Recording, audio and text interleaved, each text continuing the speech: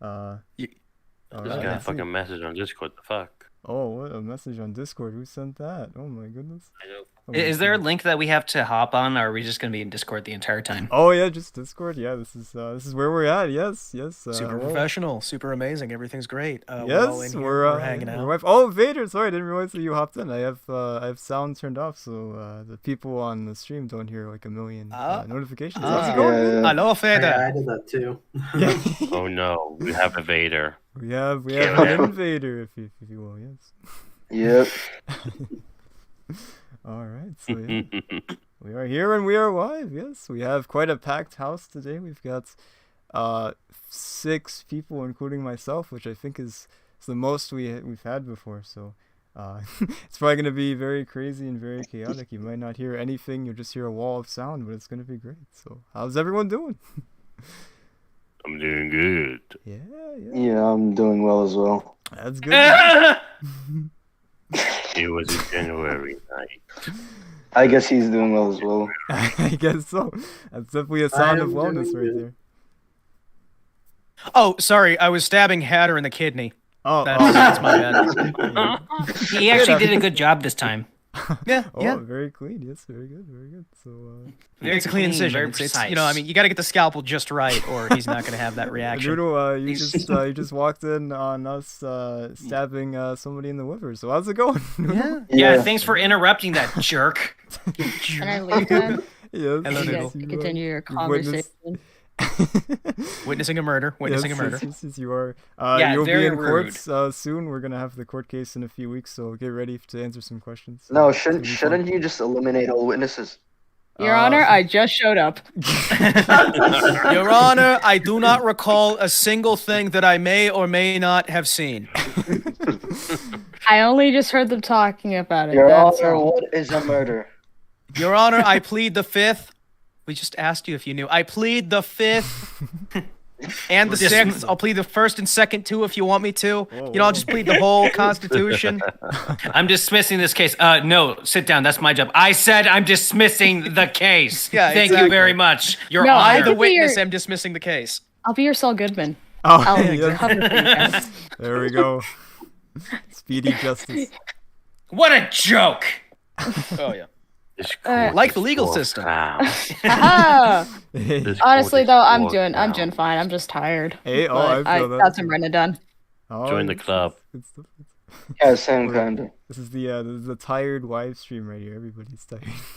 Is I had to anybody go into- actually in the world actually like awake fully? I don't think that's possible. Actually, yes, because I get up early and I keep working all day. I work in 18-hour days most days. The Yeah. joys of doing voice acting full time. I've got the Why only can't I awake have your person life? here right now. That's great. Literally the only one No, on the earth. only problem is I have to go into work later. Oh yeah. Okay, alternatively, stab your boss in the kidneys. No work. It's easy as that, yeah. You know? Why Good is advice, stabbing man. on your mind? Because I'm a very stabby individual. I like stabs. You should Stabs see is the Punisher fun. script. It's got Yeah, some it's stabbing. it's like 7 pages Yeah, no every wonder episode, you're just writing stab, Punisher. stab, stab, Just stab. tossed all the stab. guns like the first page. I was actually thinking more of like the robot on Futurama that likes to stab people. He's a criminal. yeah, He's like that a. too, I want to stab you. Yes. Voiced by. You know, I speaking know, of I robots tried that to like to stab stab you. people, I'm something of a robot that enjoys to write. Ooh. Aha! Yeah. Damn, so I'm you're something saying of you're a an robot AI myself. writer. I am I've always a. been an AI the whole time. I should have known. The No wonder responses your were scripts too are so perfect. bad. I am a character with the name Bot in the name, but I am Eldrick. But I do enjoy a stab. Oh yes. Stabs are fun. We all I'm are, just are some stab random- fans here. I'm just some random creature they found in Big the sea. fan of stabbing here. Oh, me too. Random The, creatures that enjoy stabbing? Oh my gosh. No, Crazy Eldritch and monster that just stab found. vibes. Just found? Yo, me too. By the way, if the FBI agent is hearing this, I do not associate with any of these people. Oh, no. This is all, Quick, run away, run away. Yes, he does. He's, It is he's one of important us. to note that, Oh, for He's sure. one of us. Okay, so what's on the agenda today? nothing, just stabbing. You know, that's all we got. Just stabbing? Okay, stabbing. cool. I You- thought I we mean, had that's an a pretty agenda. good. That's a pretty Nice. good plan. That's a pretty good plan. Yes, yes. I was hoping we get bombarded with questions that we have no authority on answering.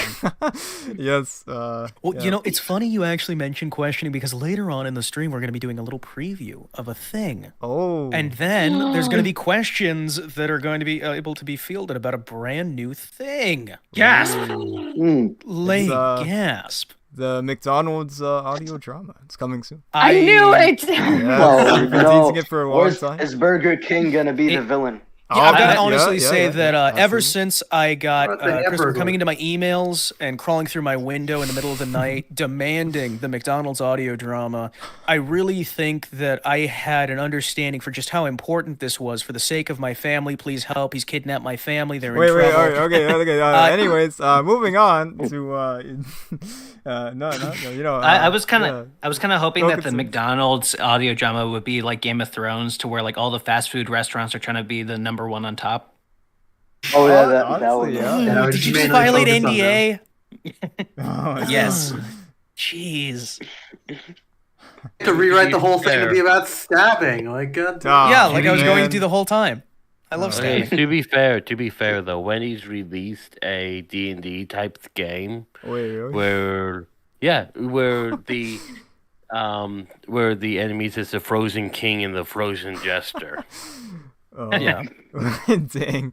That's understatement. I don't know what Too Oh. much time SpongeBob there. in the chat. Oh, yeah, we got our first question from Weiwa. What is the current state of China's economy? There's our question of the day right there. Perfect. Well, actually, the current state of politics. China's No economy is a comment, complicated no question. comment. I'm probably one of the more qualified individuals here in the chat to answer that. See, a lot of individuals would like to sit there on the surface and apply the ideas of them being a paper tiger. Something that really, oh no, it's all bluster and bluster. But then you examine the construction efforts that they've been doing the last few months, and you really start to see that while a lot of their economy may be boast and bluster, at the end of the day, they do have the economic wherewithal to be able to manufacture new cities out of pretty much nothing. And the financial investments that they've made into the African continent have been undeniably effective towards improving their GDP. Answer the question, damn it! That's all Oh, what fine. the That's fuck? fine and all. No, No. that's fine and all. But you're wrong. Oh, no. A politician has entered the chat. We so on YouTube you can earn more money if you talk about finances. So there we go. Thank you, John. Yeah. We you won't be seeing a dime of that, but we got a No lot more problem. money. I'll now. take it out of your Perfect. kidneys. Oh, yeah, Honestly, yeah, with yeah. China, the economy is the last thing I'm worried about. I'm more worried about the protesters there. Yeah. And there goes the finances. I Damn. was going to say that the Chinese economy is at least $1 more higher than yesterday. Aha! All right. Living large in China, I see. I'm over here trying to give an actual in-depth analysis of the economic situation in China. Everybody else taking I don't the know joke much as a about joke. economics, but I could give you random unnecessary animal facts. That's all. That's all about it as valuable All as the right, guys. economy. No, wait. I have a question. I have a question. Ooh, yes. Who is the king of the jungle? Is it the lion or the leopard? Man, Ooh. Lion. guinea George of the pig. jungle. Well, George in the jungle. wait, king man's of the the king of the jungle? jungle. We tear down the jungle to make toothpicks. That's George true. is a man. So, The economy is the king of the jungle. Are you talking right. about king of the Economy's jungle? Because then that would be the leopard. Yeah. See exactly. There we go. All right. What are your favorite superhero TV series? Ah, Second okay, question. okay. Not as good as My the China favorite question. superhero TV series has to be Law and Order. Special Victims Yes, Unit. the best Well, superheroes. Legitimately speaking here, as somebody who's actually had a long-standing career dealing with various superhero media and whatnot, I think that if we look behind the different series that have come out in the superhero genre, I think we really have to go back to some of the classics. I think there's not enough credit given to the 1960s Iron Man series. It was cheesy, but it was Oh, very for sure. revolutionary at the time. Yeah. Though I think that the classic Spider-Man series that gave us the Oh. theme song everybody knows I really Yeah, has more of an exactly. impact. It's a good I'm question. I mean, about really, I Transformers think superheroes? Iron Man should probably be noted among iconic themes, but not enough people love the same jingles as me. I love the 90s one though, where he's doing like the metal. Yeah. I'm, Dude, am Iron Man. so I'm good. about to get so much shit real quick just by saying I don't Okay, your think comments there's ready. there's no Marvel show that can't come even close to Justice League or Justice League Unlimited. That's fair. Yeah, The thing exactly. that I find from somebody who's worked in the background of a lot of this stuff is actually that Marvel tends to really do well in the cinema areas, whereas DC has Cinematic. always done cinematic areas. Thank you. Whereas DC has always done really good in short form content. Their radio performances were always really good back in the day. Their actual cartoons blew everything else in the industry out of the water. There's nobody who can really come close to a lot of their television content. Yeah, even I find it very Kryptonite odd. Like was. they're. Yeah.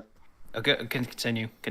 Sorry. Yeah. Kryptonite was famously invented in that one Superman radio show. I do know about the radio show. I would love to listen to it. Yeah. A lot of people don't Blue Beetle. remember the 1930s Batman series. Oh yeah, I do. I remember that. Yeah. Yeah, I was the alive for that. 1930s It was Batman great. series. Remember? If we're talking about purely like just Marvel, the only really Marvel show I've really seen is Avengers Assemble, Earth's Mightiest Heroes. That one. Oh yeah, that's a good one. I'm going to think do a it's hot really take good on one. the actual Marvel content for television and say that the anime was actually one of the greatest things to happen. to Yeah, Oh no, yeah. for Wait, sure. which one? I 'Cause have there a were feeling- there yeah, were I a have a- few. There was a The few old, shows. the old like anime primarily series the where they did a X-Men. bunch of Yeah, they did Yeah. stuff with They did X-Men, both the X-Men they did and Wolverine. Wolverine. Yeah. And then they did Avengers, I think. Mm-hmm. Then again, that Iron Man series they did in the Audies that had like The Aughties. teenage Tony Stark. Yeah, I remember. Wait, what? Which What was that had called what? again? Iron Oh, that was Wasn't on that Teenage Tony Nickelodeon. Stark? Iron Man Armored Adventures. Yeah, Thank that's Oh the you, yeah, show. that Armored was, Avenger. yeah, I remember that Armored one. Avenger. Yes, Yeah, whatever it's yeah, called. Armored Adventures, yeah. Yeah. Yep. I There thought it was was no really weird the Avengers take they until the took very there. end. Though I have to say, my favorite thing from that series is when adult Tony Stark beats the crap out of teenage Tony Stark, who's just smiling off in the right-hand corner of the panel for some reason. Very relatable. Oh, sorry, that was the comic book where adult Tony Stark tries to strangle his teenage self to death. I mean, yeah. Yeah, fair. that was I a would different too. story there. But, I mean, I you would wouldn't. strangle my middle I mean, school that self. series, Yeah. that series No, was really okay, bizarre. legitimately, for those in the audience who haven't read that, it's insane. They literally bring back a teenage version of Tony Stark from an alternate dimension to replace the adult Tony Stark who's having troubles with his alcoholism, and they want to kill adult Tony Stark and just replace him with a teenage version of himself. That And doesn't- adult Tony That's Stark smart. sits there and tries to strangle his teenage version to death so they can't replace him with himself. And his teenage version is just like looking wistfully off into the corner, just like, Man, I And it's love just- comic That's Marvel books. Comics. I mean, so I mean, weird. besides the actual strangling your past self bit, I mean, that's what Hollywood is doing already with these current heroes that are either dead or quote unquote need to be updated for modern audiences. lame. Oh, man. For my favorite shows, it's Daredevil. Easily, yeah, Daredevil is so good. I rewatched mean, it. Oh, for- yeah, I know. The 90s straight to VHS series was amazing. Yeah, I know right Oh, now. Yeah, that's everybody's favorite. Besides that, I don't think Transformers counts because I don't think I ever watched any I superhero think it shows when I counts was about little. as much as TMNT. Where I they did watch the crossed 2012 over. TMNT. I really like that one. Oh, is that the one on Nickelodeon?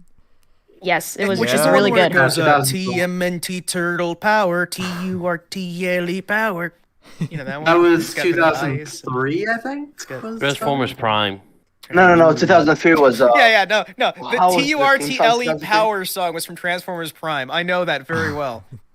I'm just saying, I love Transformers Prime. I thought it was Oh, actually okay. one of my favorite shows growing up. Fun fact. Oh, Prime. Marvel Alright. actually canonically had a version of both of James Bond, the Transformers, and Doctor Who in their mainline universe. Really? Doctor Who? Yes. They had the rights to Doctor Who for a little while. Why? As I did. Just 'cause? Interesting. Just because. I don't Because know. They- money. Just 'cause. Well, literally, they were. Yeah, 'cause they were- I think they just were making wanted comics money. of almost everything. They also had the version that was a relative of Indiana Jones and James Bond, but was like a direct descendant of both, who was also a direct descendant Erect? of Sherlock Yeah. Holmes. What in the- Yes. Who is So he's What? connected to those three people, and it makes no sense. And he's like 14, but he's the world's greatest detective. Man, I love comic Oh, books. I love Tim Drake. Oh wait, you're talking about Doctor Who. James Bond Jr. James Bond Jr., his Oh boy my God. Elroy, Jane, his wife. Yeah, it sort of does have that same vibe. Yeah. You know what? My favorite Marvel show has got to be Inspector Gadget. Inspector. Yeah. That's a classic. Who does own the comic rights to Inspector Gadget? I do actually. Is that Marvel these days? I don't know. Hey, can I get a fact check on that? Somebody go get a fact check. Wait, what? I All will. right. What fact check do you need? I need a fact check on who currently owns the rights to the Inspector Gadget comic series. Why? So you Alright. can just Next. murder them? Yeah, so I can murder them and steal it for myself. It's not Image, is it? Who wants the rights? All right. So Wild. print publications, Oh, Wild? comics. It just says Inspector Gadget. Hold on. Inspector I Gadget. see Wild comics? Brian Disney for film Okay. rights. No, okay. It's Well, really fast. all right. Hold on. If it's Disney, currently that would be under the Marvel imprint, but you never know with some of that stuff because some of those, the rights get really confusing. Yeah, they do. Besides Daredevil, Yeah. though, I did really like Hawkeye.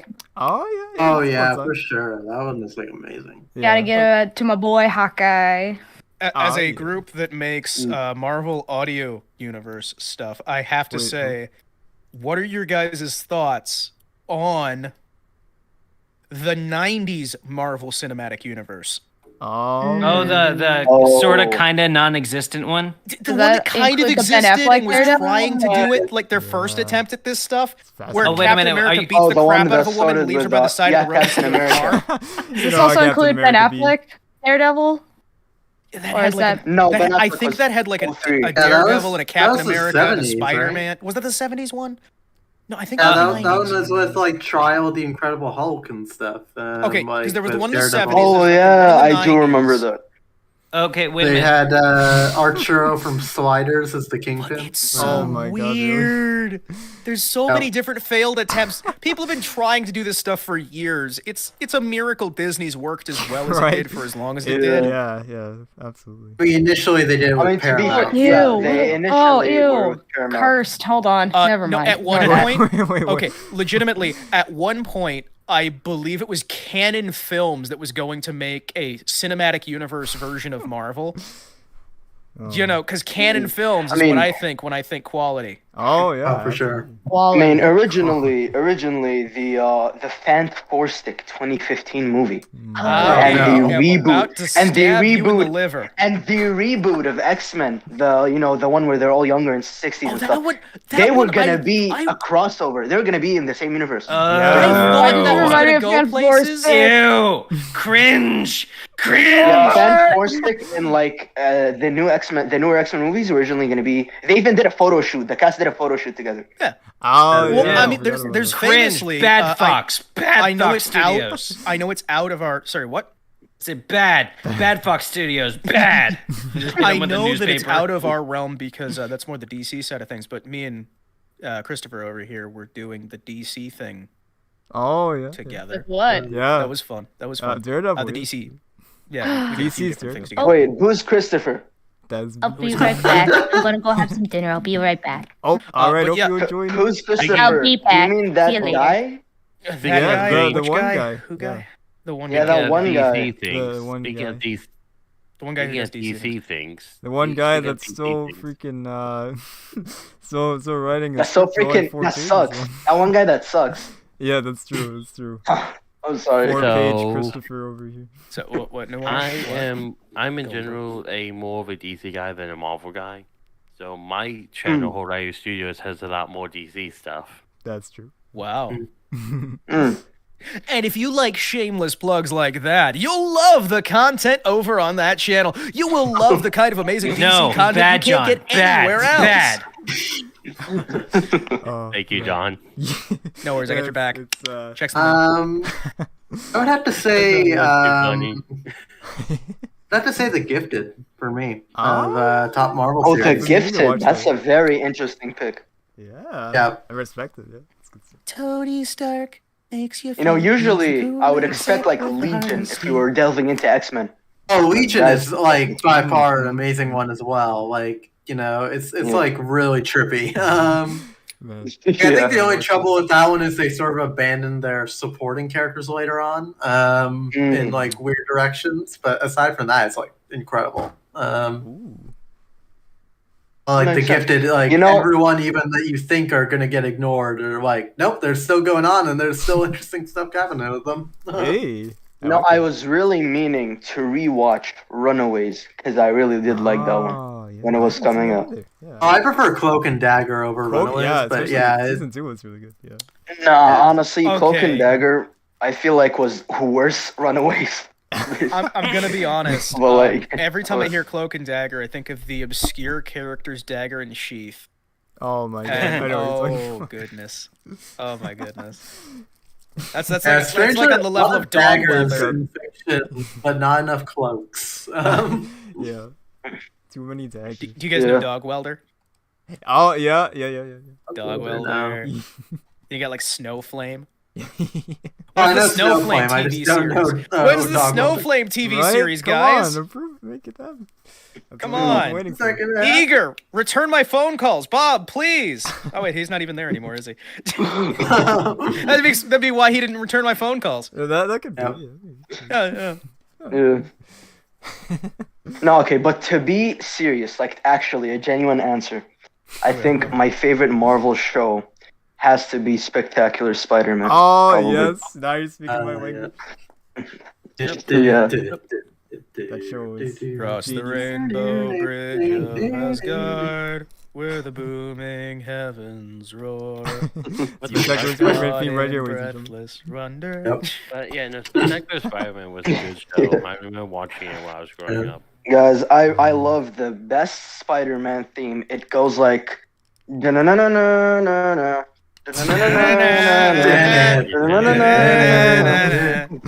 Well, you're not the only one because apparently Disney thinks that's the best one too, since they keep putting it in everything and Doctor Guys, Strange and remember Miss this? Marvel. It's costing them a lot, but Here, it's worth it. Yeah, that's my favorite Like, Spider-Man theme, guys.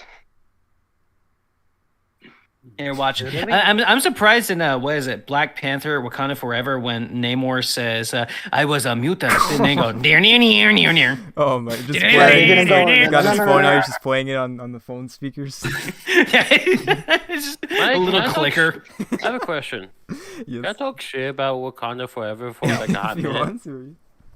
No, You're gonna call the Horde. Imagine it was like, I'm gonna get dead. I was a mutant. Then Shuri has to close her phone. I'm sorry, that was the X-Men team. No,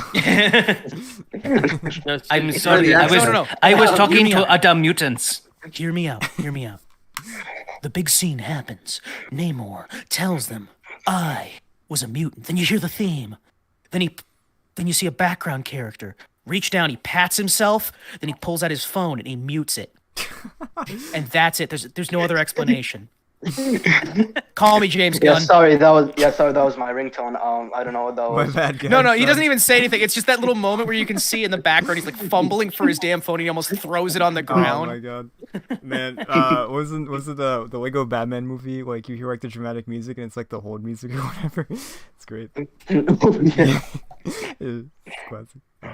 Oh, did you guys hear? Again, DC. I'm a big DC fan. We finally got Jack Napier in the comics. Oh yeah. Oh yeah, I did hear about that though. I didn't read it, but I Ladies heard and about gentlemen, we got him. Yeah, no, I mean, like, I think it happened before, but yeah, this one Nope, was like a it lot hadn't. more that. Ladies and gentlemen, we've run out of ideas. Quick, it hadn't agreed. really. So the closest we gotten before, I believe, was when they made him Melvin with Napier backwards for his last name. Yeah, I forgot about that. Yeah, but he's also occasionally referred to himself as Jack in various. Well, Jack. incarnations. I mean, That's because and, that was yeah. because his name he used to claim was Jackanape. Yeah. Yeah, isn't he Jack? Yeah, it's sort of a double Okay, so reference. Jack depending on the Napier medium. is a reference to Joker's old alias, Jackanape. Wow. So they went back to using it as a reference when the reference. So it's like a reference to a reference to a reference, and it's like, pretty what Yeah, the it's like hell? yeah. It's layers. That's I know a that's lot an about this. onion. It's like an onion. This is the Yeah, real I glass just onion. said Oh, right? that. speaking of which, when are we getting the Shrek cinematic universe? I mean, we got two Marvel. movies in the When's the Shrek cinematic audio universe. drama got We already the have a Shrek cinematic franchise. universe. The We latest got Puss in Boots movie We got came out. Shrek. We got Puss in Boots. Where's the rest of the cinematic universe? Where's the donkey movie? Where's the Bro. Donkey movie? Where's the Dragon Jr.? Dragon Where's the Jr.? movie where Where's Dragon the Jr. wait, what kills was his Donkey name? and steals his title as Donkey, Shrek's best friend, and Shrek gets played by a sassy kid who we've never seen before that we're supposed to think was in the series the whole time? Yes. Wait, what was his With name? a very His name was, like, bad Prince Scottish Charming, accent. something? Prince, Very yeah, bad Prince Scottish Charming. accent. Yeah. Where's Yeah, where's the Prince Where's the Charming Prince movie? Charming movie? Where's the Come Prince on. Charming movie? Where's the Prince Where Charming is it? movie? Come on. It's been years. I already I played do them. have something that it didn't will do so send. well, so that's why you never heard of it. Where is it? Ah. Where is it? There is something I need to share. I will What send is this it? directly to the chat, and people will Oh, never wait a see this second. outside of the chat. Which chat are you It's- putting it in? One The of them. chat for this specifically, Okay. for our voice chat. There's Give a me a down. sec. No, the voice channel we're in, it has an attached chat. Look at Oh this. yeah, alright. Look at that. Look at what? That is gonna be your new Shrek Oh. cinematic universe. I put it in the Oh there's a my chat God. attached to our voice channel. Yeah, like if you go click on Cameron's Cool Club, there's like the open chat. Yeah. Yeah. Is That- this, what even is this? Is this AI? That is AI generated Oh based my off the God. prompt Shrek the live action movie Oh, we gotta- 1985. Yeah. I've that's seen I mean, the I've said word. this about Disney's reboots of their own movies, but like this specifically is way too much of an animated property in terms of. I'm just saying, we characters need a and live cast action remake of to, Shrek. We do. And Yeah. Shrek will be played by Will Arnett. We already have a Fiona live action will be remake. It was play- called Shrek the Musical. That is, Shrek will be that- played by Will Arnett. Fiona will be played by Chris Pratt. Well, at least it's better than Cameron Diaz. No, Donkey's played by Cameron Diaz. Fuck. Oh, alright. It's some weird casting, but you know how it goes over at Disney. Yeah. Or get some weird midget guy to play the evil prince. What? You- Oh, Lord Farquaad. Oh. No, Lord Lord Farquaad You is mean actually Prince going to be Charming? played by the wonderful Will Smith. Oh, I was hoping Peter Dinklage. No, he's going to be man. Lord Farquaad, the Prince of Bel Air Land. Oh, there's that. There's that. It's rewind time. He's just looking up at Shrek, like while he's Yeah. like, his knees like, No, the announcement for the Shrek live action movie is going to be just the clip from YouTube Rewind, Oh but my it's God. looking at No. Shrek's head. Yes. You what? It's All come rewind together time. Oh Yeah. my God. These are the good jokes you bring me on for, the hard hitters. That's that time at Juilliard, just coming back and Oh, just yeah. boom, boom, That's why we boom. pay you. This is why you pay me the big dollars. Yeah. Speaking of Oh, which, yeah. where's that check? You keep saying It's coming. It's and- coming. You know, it'll be Where's there. my speaking fee? Oh man. So Wakanda Forever. To circle back to that, I believe somebody in the yes. voice chat had something to say. about Wanted it. to get I us fucking just hate the. Can I decimated. just mention? I fucking hate the idea of why they change. They go by the name Namor, which, you know. Oh no, it's it- Namor. Yeah.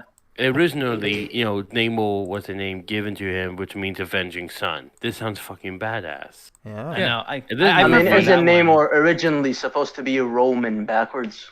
Yeah, Yeah, it's that Roman. was Yeah. that was why it's called Namor, because that's literally what it sounds like when you say Roman. But my issue is what his enemies basically call him like the lonely son or some shit like No, that. they call him the boy without love because they say specifically El Niño sin amor, and then Yeah. like Namor is an amalgamation of sin and Yeah. Without amor. love, yeah. That's so stupid. I know, especially since he's hiding his country out of love. It's like that's stupid. You're dumb. I mean, dumb. I guess that's kind of the subtext in it, I guess. Yeah, it's a different story. No, the involved subtext there. is we want money. Oh, Noodle, It's like welcome. Back. Hey, welcome back. the boy without love for Spain. Yeah, because what? you kind Wakanda of forever. you enslaved my people. Yeah. guys, listen. Hey, This is John Disney over here. I'd like to talk to you guys about the new Wakanda Forever. So we're gonna have Namor in yes, there. this is Dick Richardson. Yeah. Name's Dick Richardson. I'm over here at Disney. You know what I mean? Listen. We got this Namor guy. So what if we give him some Spanish name? They'll love that shit. Are we gonna make them all Spanish? Yeah. Make them all Spanish, and we'll get that market like nailed down tight. Don't worry, boys. We got this stuff. We'll win an Oscar for sure this year. Oh, how do we make him not look like Aquaman? Exasperated nose breathing. Oh wait, we're gonna give him a goatee, and we're gonna make sure that he has a spear instead of a trident. And we're gonna put the real wings on his feeties, and we're gonna make sure he don't wear nothing. He only gonna be wearing the skivvies. All right. Listen, I like that idea. I like that idea. That's a good one. I wasn't gonna come up with anything myself, but you came up with a good idea. Now I'm gonna take it. I'm gonna put it myself. Make $1 billion off it. Don't worry, you'll get a raise of like 5 cents an hour. Genius, boys. That's why they pay you the big bucks. That's why they pay me the big bucks, because I come up with stuff and then you don't. Wait, I just found the phone call where they were pitching I like Nova. more. Wait. Yeah, we I just found the found. phone call where they were pitching Nova. You found it? Hey, look, Johnny. You can't name him Richard. Richard Ryder, Dick Ryder. You can't do that. Really, for do that, right? Nova, it was just James Gunn wanted space cops that could be made fun of. All right. Hear me out. And they What couldn't if we do that. put They in could shoot space lasers. cops? You want space cops? You read Green Lantern. Yeah, I want space cops, but we can't have Green Lantern because things aren't proper here. So I'm gonna go ahead. I think we're gonna create the Nova Corps and bring them in instead. I think that's a good idea. Are we gonna have the Nova? Nova Corps. No. No. It's an overcore, not Nova. No, it's not no, it's all the same. It's all the same thing. These kids don't care. We're gonna make money. We're gonna sell toys. We're gonna be rich. Yo, Bring me that script for Guardians of the Galaxy 7. Yeah, I got a new idea for it. This is what John Marvel envisioned when he made the whole universe. John Marvel. I honestly we gotta have say, back in the 1920s when John Marvel founded the company, I think he really knew what was going to happen here. I think famously he was quoted as saying, "Someday my franchise will be worth trillions of dollars and I'll be dead, but I'll have the satisfaction of knowing that none of my characters are given any respect or attention or care, and no one remembers any of the original storylines that we came up with." So anyways, here's my new character, Namor. we have a actual serious question. Okay. Oh yeah, Oh real my question goodness. this time. Who can Yeah, real question. Real question. We went That's back the at it most again. impactful comic what is- you've ever read. Ooh. What's the question? What is the most impactful comic you've read? Okay. It's not a comic, it's a manga. For me, it is Bleach. Ooh. Oh, that is respectable. Mine is Princess? It's for me, cause real quick, because for me with Bleach, the reason why it was so impactful was because this was what taught me how to be a man, and also taught me so much about philosophy. And my own philosophy comes from Bleach. Some of the shit that was said in Bleach. So Bleach has a lot of impact on me. But outside of that, in terms of like DC stuff and stuff like that, it would be the Aquaman episode in the Injustice League where he cuts off his own hand to save his child. Yeah. To me, growing up, legitimately, that was the type of man, the type of father I wanted to be. And to this day, I'm still working towards that goal to be that man. Yo, you go, man. Oh yeah. Yeah, that's really respectable. Yeah.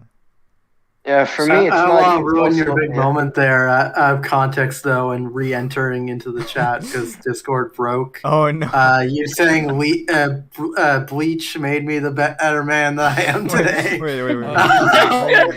That's I did a double take until I remember the comic. Yeah.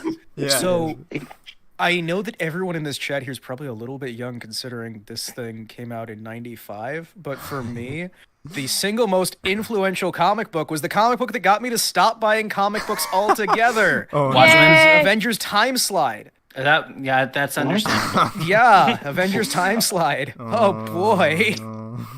Oh wait, that was the one that made. That was the Heroes Teenage Tony Reborn, right? Stark. Oh no. They had the crossing, they had the build up. Tony Stark's like this sleeper agent for the for Immortus, and goes on a rampage, like this killing spree stuff. So they go back in time to grab teenage Tony Stark, who isn't affected, and 19-year-old Tony Stark goes forward in time to defeat evil Tony Stark. But they're from the same timeline, so if he defeats adult Tony Stark, then he's screwing himself over. And if adult Tony Stark defeats teen Tony Stark, he's screwing himself over. Well, I can't handle time travel and anything. And evil Tony gets, like, snaps out and, like, sacrifices himself and saves his teenage version who replaces him because, like, for context, the whole reason they wanted to do this was to kill off every single MCU hero and replace them with a teenage version, because prior to this you had teenage Loki, right? And that did really well. Teen Loki did phenomenally well. Yeah. It was good sales, people loved it, so they figured we can kill off everyone in the Marvel Comics universe, every single main character, and just replace them with teenage versions and then simplify the lore and pretend the other stuff never happened. Basically, by that logic, they could probably do that when Loki turned into a woman. Like, that does not mean it works for everyone, though. You get what I'm saying? Fluid This would have Loki, been let's like go! if we had, we had woman Loki, so we've made every single character in Marvel a woman, and it's like, but that's not. It works because the context of the story, not. You know what I mean? To be I'm fair, saying that they didn't do that, though. No. What I'm saying is it doesn't doesn't make sense. This would be like So we had Truth, Red, White, and Black, which did phenomenal in sales. I remember at the time for Captain America stuff, right? Mm-hmm. Yeah. Where we had that little side story with Black Captain America.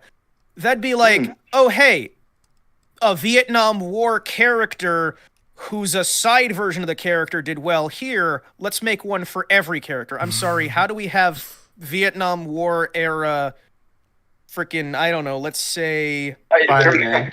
Iron Man. Vietnam War Iron Man. Okay, cool. That's just Iron Man from the 60s again. It's just already Iron Man. Cool. You get what I'm saying, right? It's like you see something successful. That was really influential for me because I was collecting comics up to that point.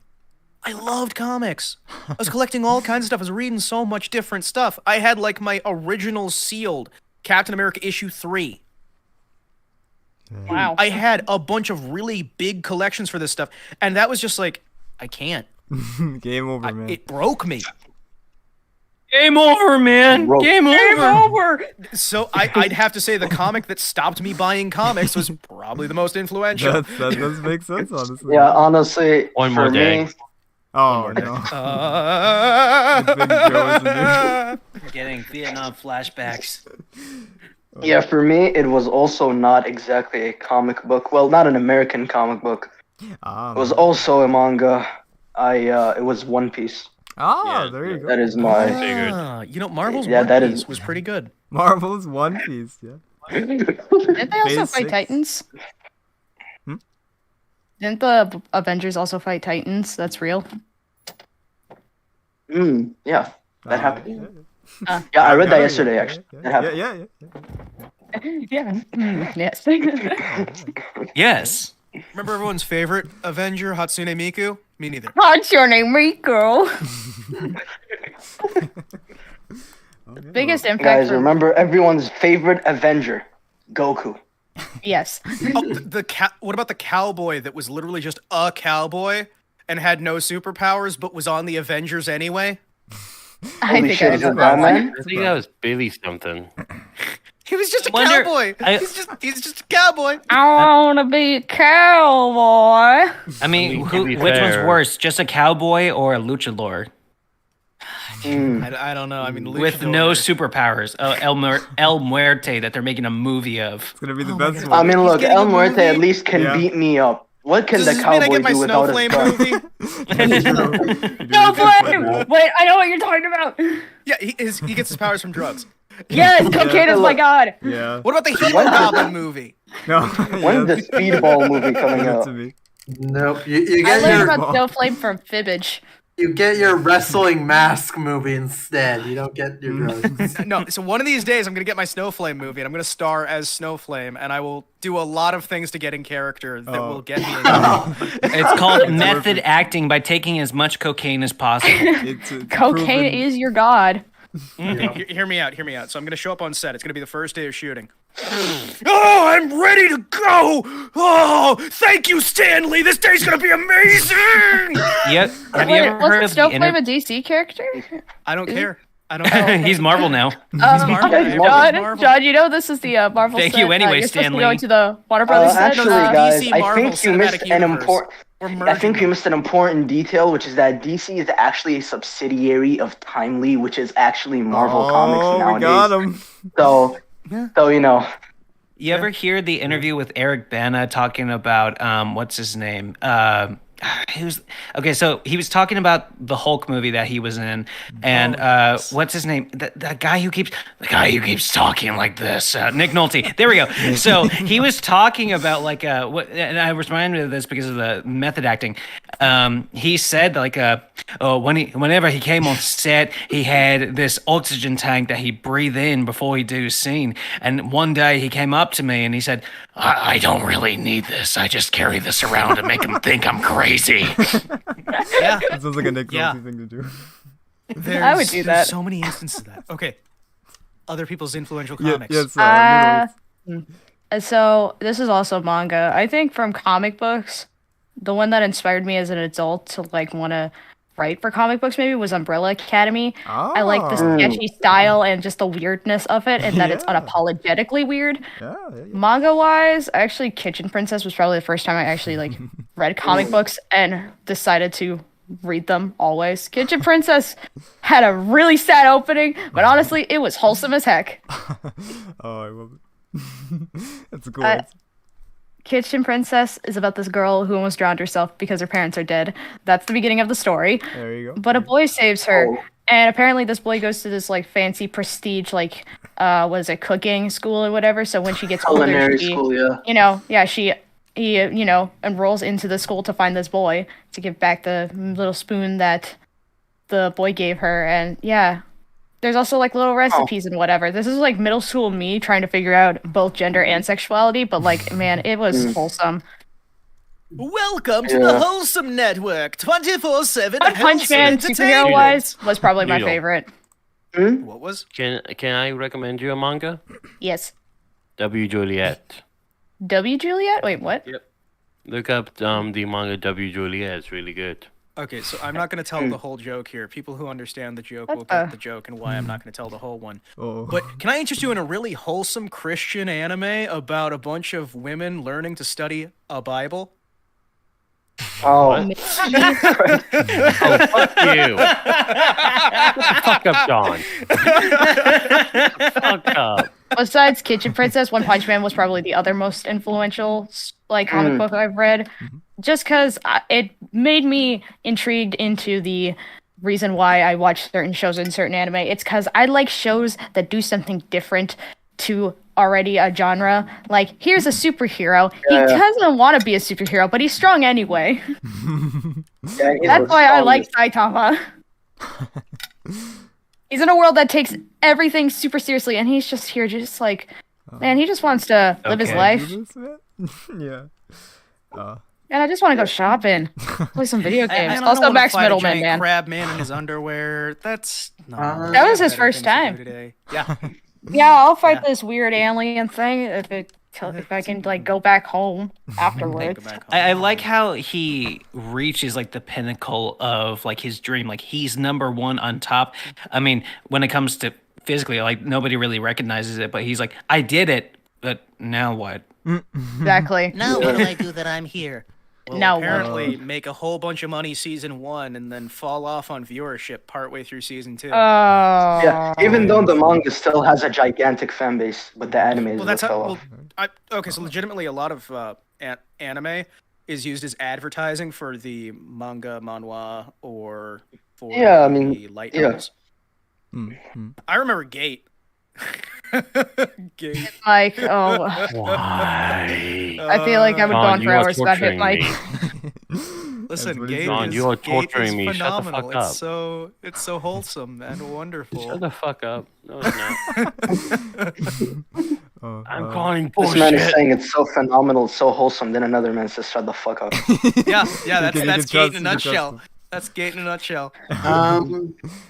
So next question is, how long has everyone been writing? Ooh. Oh, probably since I had cognitive thought. Wait. Writing Okay, Are we so talking? I started No. writing sometime in 2018. So it's been almost 5 years. There you go. Yeah. And Almost 5. I've been writing on my own since I was 15.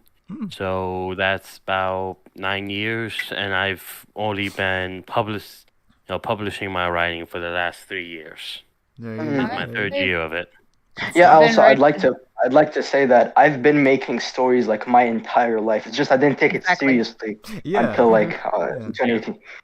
I've never actually gone too like serious with it. I mean, I have done like rambles of it just in boredom for like since I was like 8 years old. But like, I think the only time I've really like ever down and taken it seriously was literally 2019.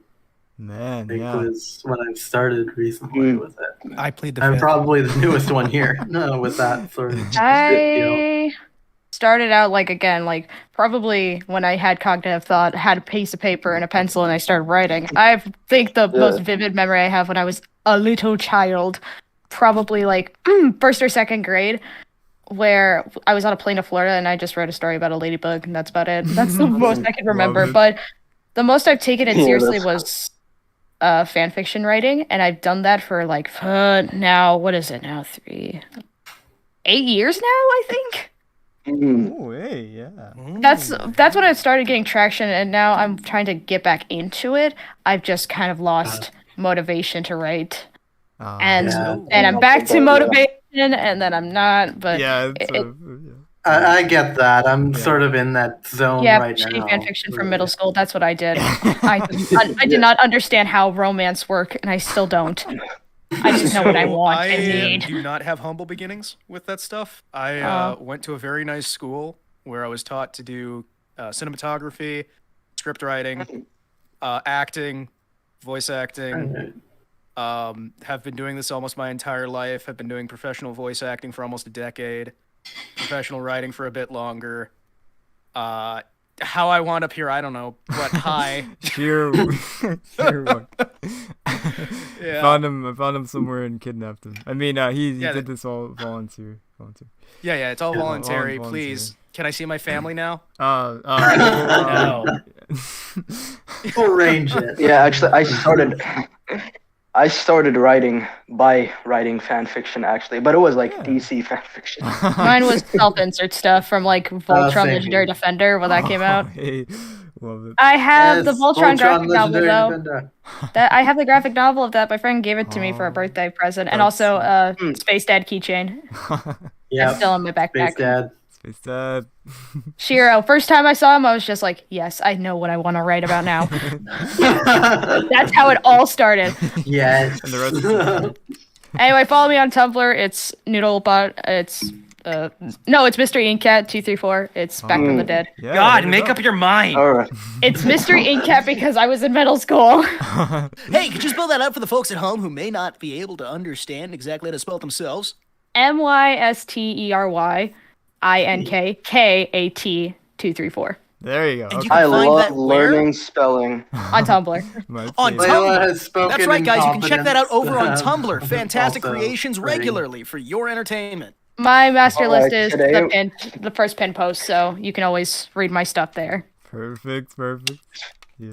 Today we're gonna Layla learn is- how to spell with confidence. If you want to learn more, go to my kindergarten down the street. Listen, I'm just saying. I'm not teaching you guys how to spell with confidence. I'm teaching you guys how to shill with confidence. Very different. Very different. Much more useful, I gotta say. Yep. Yeah, I sort of had the same beginning as one of you. That when I was a kid, I used to like make my dad. I didn't know how to type stuff, so I got my dad to type all these terrible Penguins of Madagascar stories. Yes! There's a generational gap somewhere in this conversation. Here I am. Yeah. And I still don't know how to type. My dad does all of this, but yeah. He's And then- actually got his dad right now. Right now, writing he's that actually in control of script. the podcast, doing everything right now. Right, They- he's sitting This is there. actually a Wave to him. text to speech to text. Text to speech to text. Yeah, Yeah. text to speech to text. Text to speech to text to speech. Yes. Exactly. Yeah. It's a lot Why? of layers. On the classic, I think it was Yeah, like, why so many layers? you just Well, you actually, gotta that would be- complicate things. That would be speech to text to speech.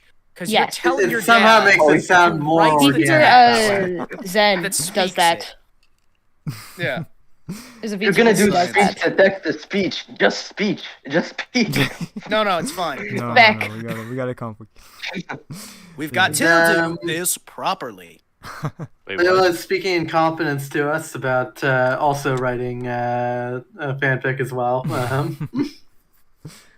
Oh. So thank you for that of admitting such things. Yeah. When I started She writing helps my my own confidence. when I started taking my like original stories seriously, I think it was in middle school where I thought it was cool and writing a steampunk story and whatever Yeah. called Vingar about these Ooh. people with wings and whatever. And then it never went anywhere. I wrote Ah. chapters it and everything, and people seemed to like it, but then it kind of deteriorated in high school where I kind of lost a lot of my friends, mainly because of COVID. But Yeah. Oh, my no, stories you're just kind of young. gotten a bit No. my stories kind of got a bit unrecognized by people, and then I got into a Fire Emblem fandom, and we not talk about that fandom. We're not talking about my Fire Emblem phase. It was not fun. So, without doxing myself, I worked on a lengthy series of books Oh. that were aimed at the late teenage demographic. And I have to say that despite what got released from there, it's about a third of the actual work that I put into it. Because I got really bored in a hospital bed and just started writing. Yeah, I mean There you that's go. where all inspiration comes from, the weirdest things. Yeah. Oh, yeah. Totally, Yeah. totally. Especially I get a lot in of the my shower. yeah, that too. Yeah. I get a lot Yeah, of in my the story hospital inspiration shower. from AI art. Actually, Yeah. I just From have what? Midjourney. I just put down like I used to do this a lot with AI image generators, where I just put in a song name and then boom, and then I wanted to write a zombie story. Except they're not really zombies. They're just very deformed people that are immortal. There's actually Oh. one story that I've always been really excited to talk about, but nobody ever really wants to hear about. It's that kind of like the world's cooling and freezing over. Frostpunk did the similar idea, which got me to kind of just play that instead of working more on it. The whole idea is that you have this slow collapse society scenario where they've discovered a limitless source of energy. These little devices that allow you to, it'll always output the exact same amount of energy indefinitely, unless the thing breaks, right?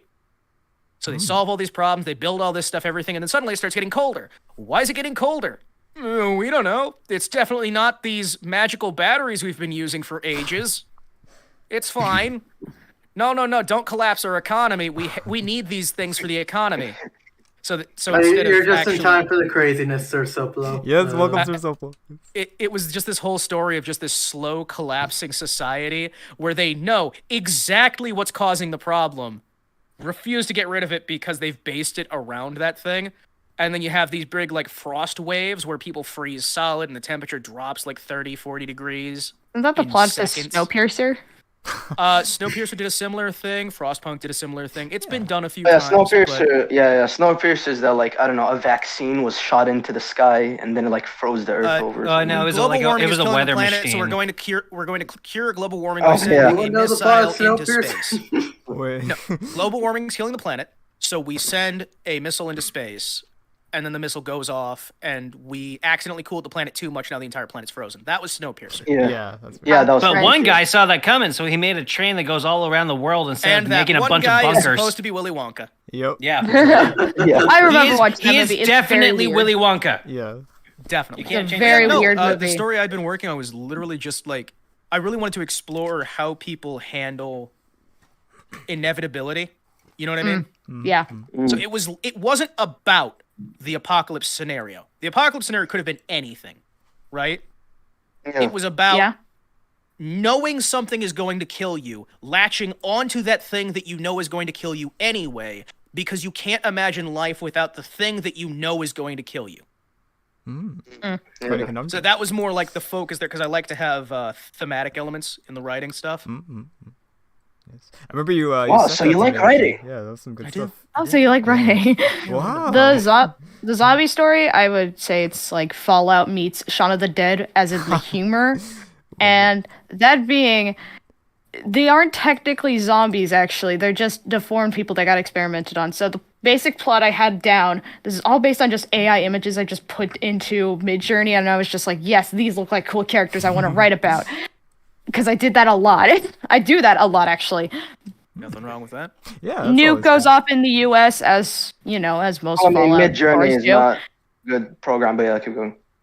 Okay, and it turns out that some people weren't actually affected by the nuclear hazard that was the bomb. So this cult slash science lab, whatever, kidnaps a bunch of people, tries to figure out about this weird See that being a good foundation. nuke radiation magic and whatever. And it turns out it made them immortal. And one of these characters is the guy I named Cecil, who's based on Dead Man's Party by Oingo Boingo. And he breaks out and he meets up with this genius guy that I still don't have a name for. And he just kind of bunks with him. He's kind of bored, but he really just wants to, because he kind of doesn't remember anything about himself. He didn't know, is he an actual zombie, or what was his family life like? He wants to know a bit about himself. He just really doesn't want to get involved with all the other immortal zombie-like people that became scientists, like one of them who made a bunch of robot animals. Okay. That makes Classic, sense. yeah. It's kind of like Saitama, where he's just like, man, can I just Take a lot of I inspiration don't from a lot of different sources. exactly. The only problem I had with it is my dad trying to make me over-explain it, and I'm like, I can't though. That's not how I work. I mean, I mean, Hey. at least your dad's supporting it. My dad. Yeah. Just, oh, do how your are job. these certain people immortal, but these aren't? And I'm just like, man, I don't know. It's just what I wrote Yeah, down. Just gotta go.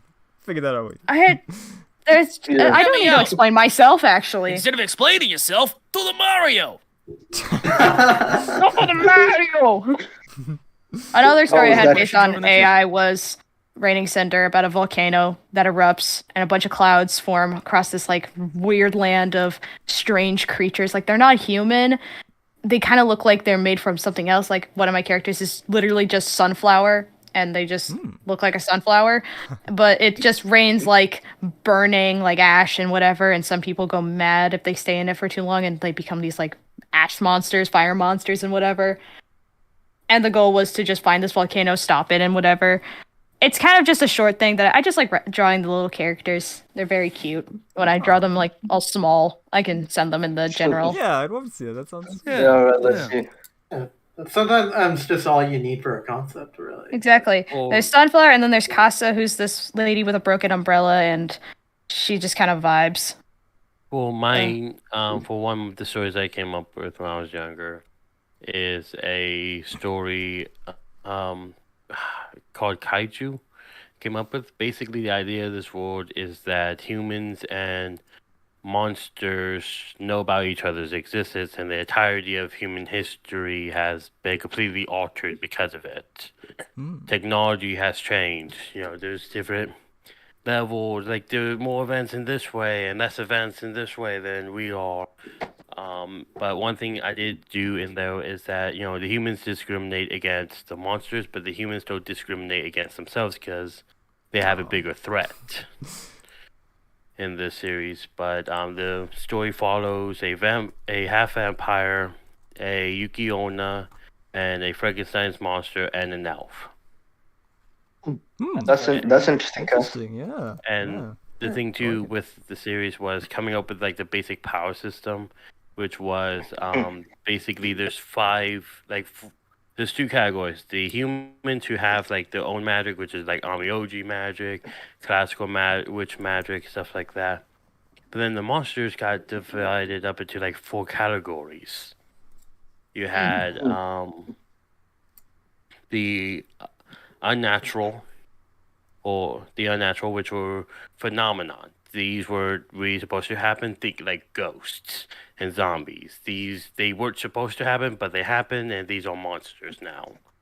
Then you have the natural or the cursed. These are your werewolves, and these are your vampires, where their ancestors got cursed, and now they're stuck with it. So they're naturally born. And then you have the third one, which is man-made. These are your chimeras, your Frankenstein's monsters, stuff like that. And then the last one is the emotional one. This one is divided up into two different categories. The espers and the nightmares, which is the combination of humans' positive emotion.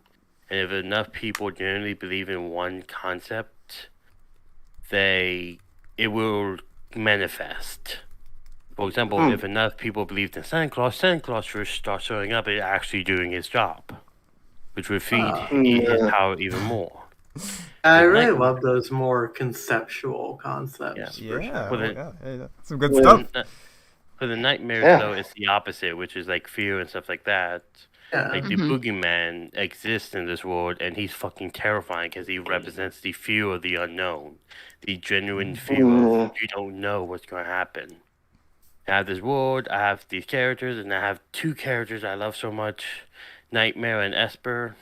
Yes, that is their names, and their names are that for a reason.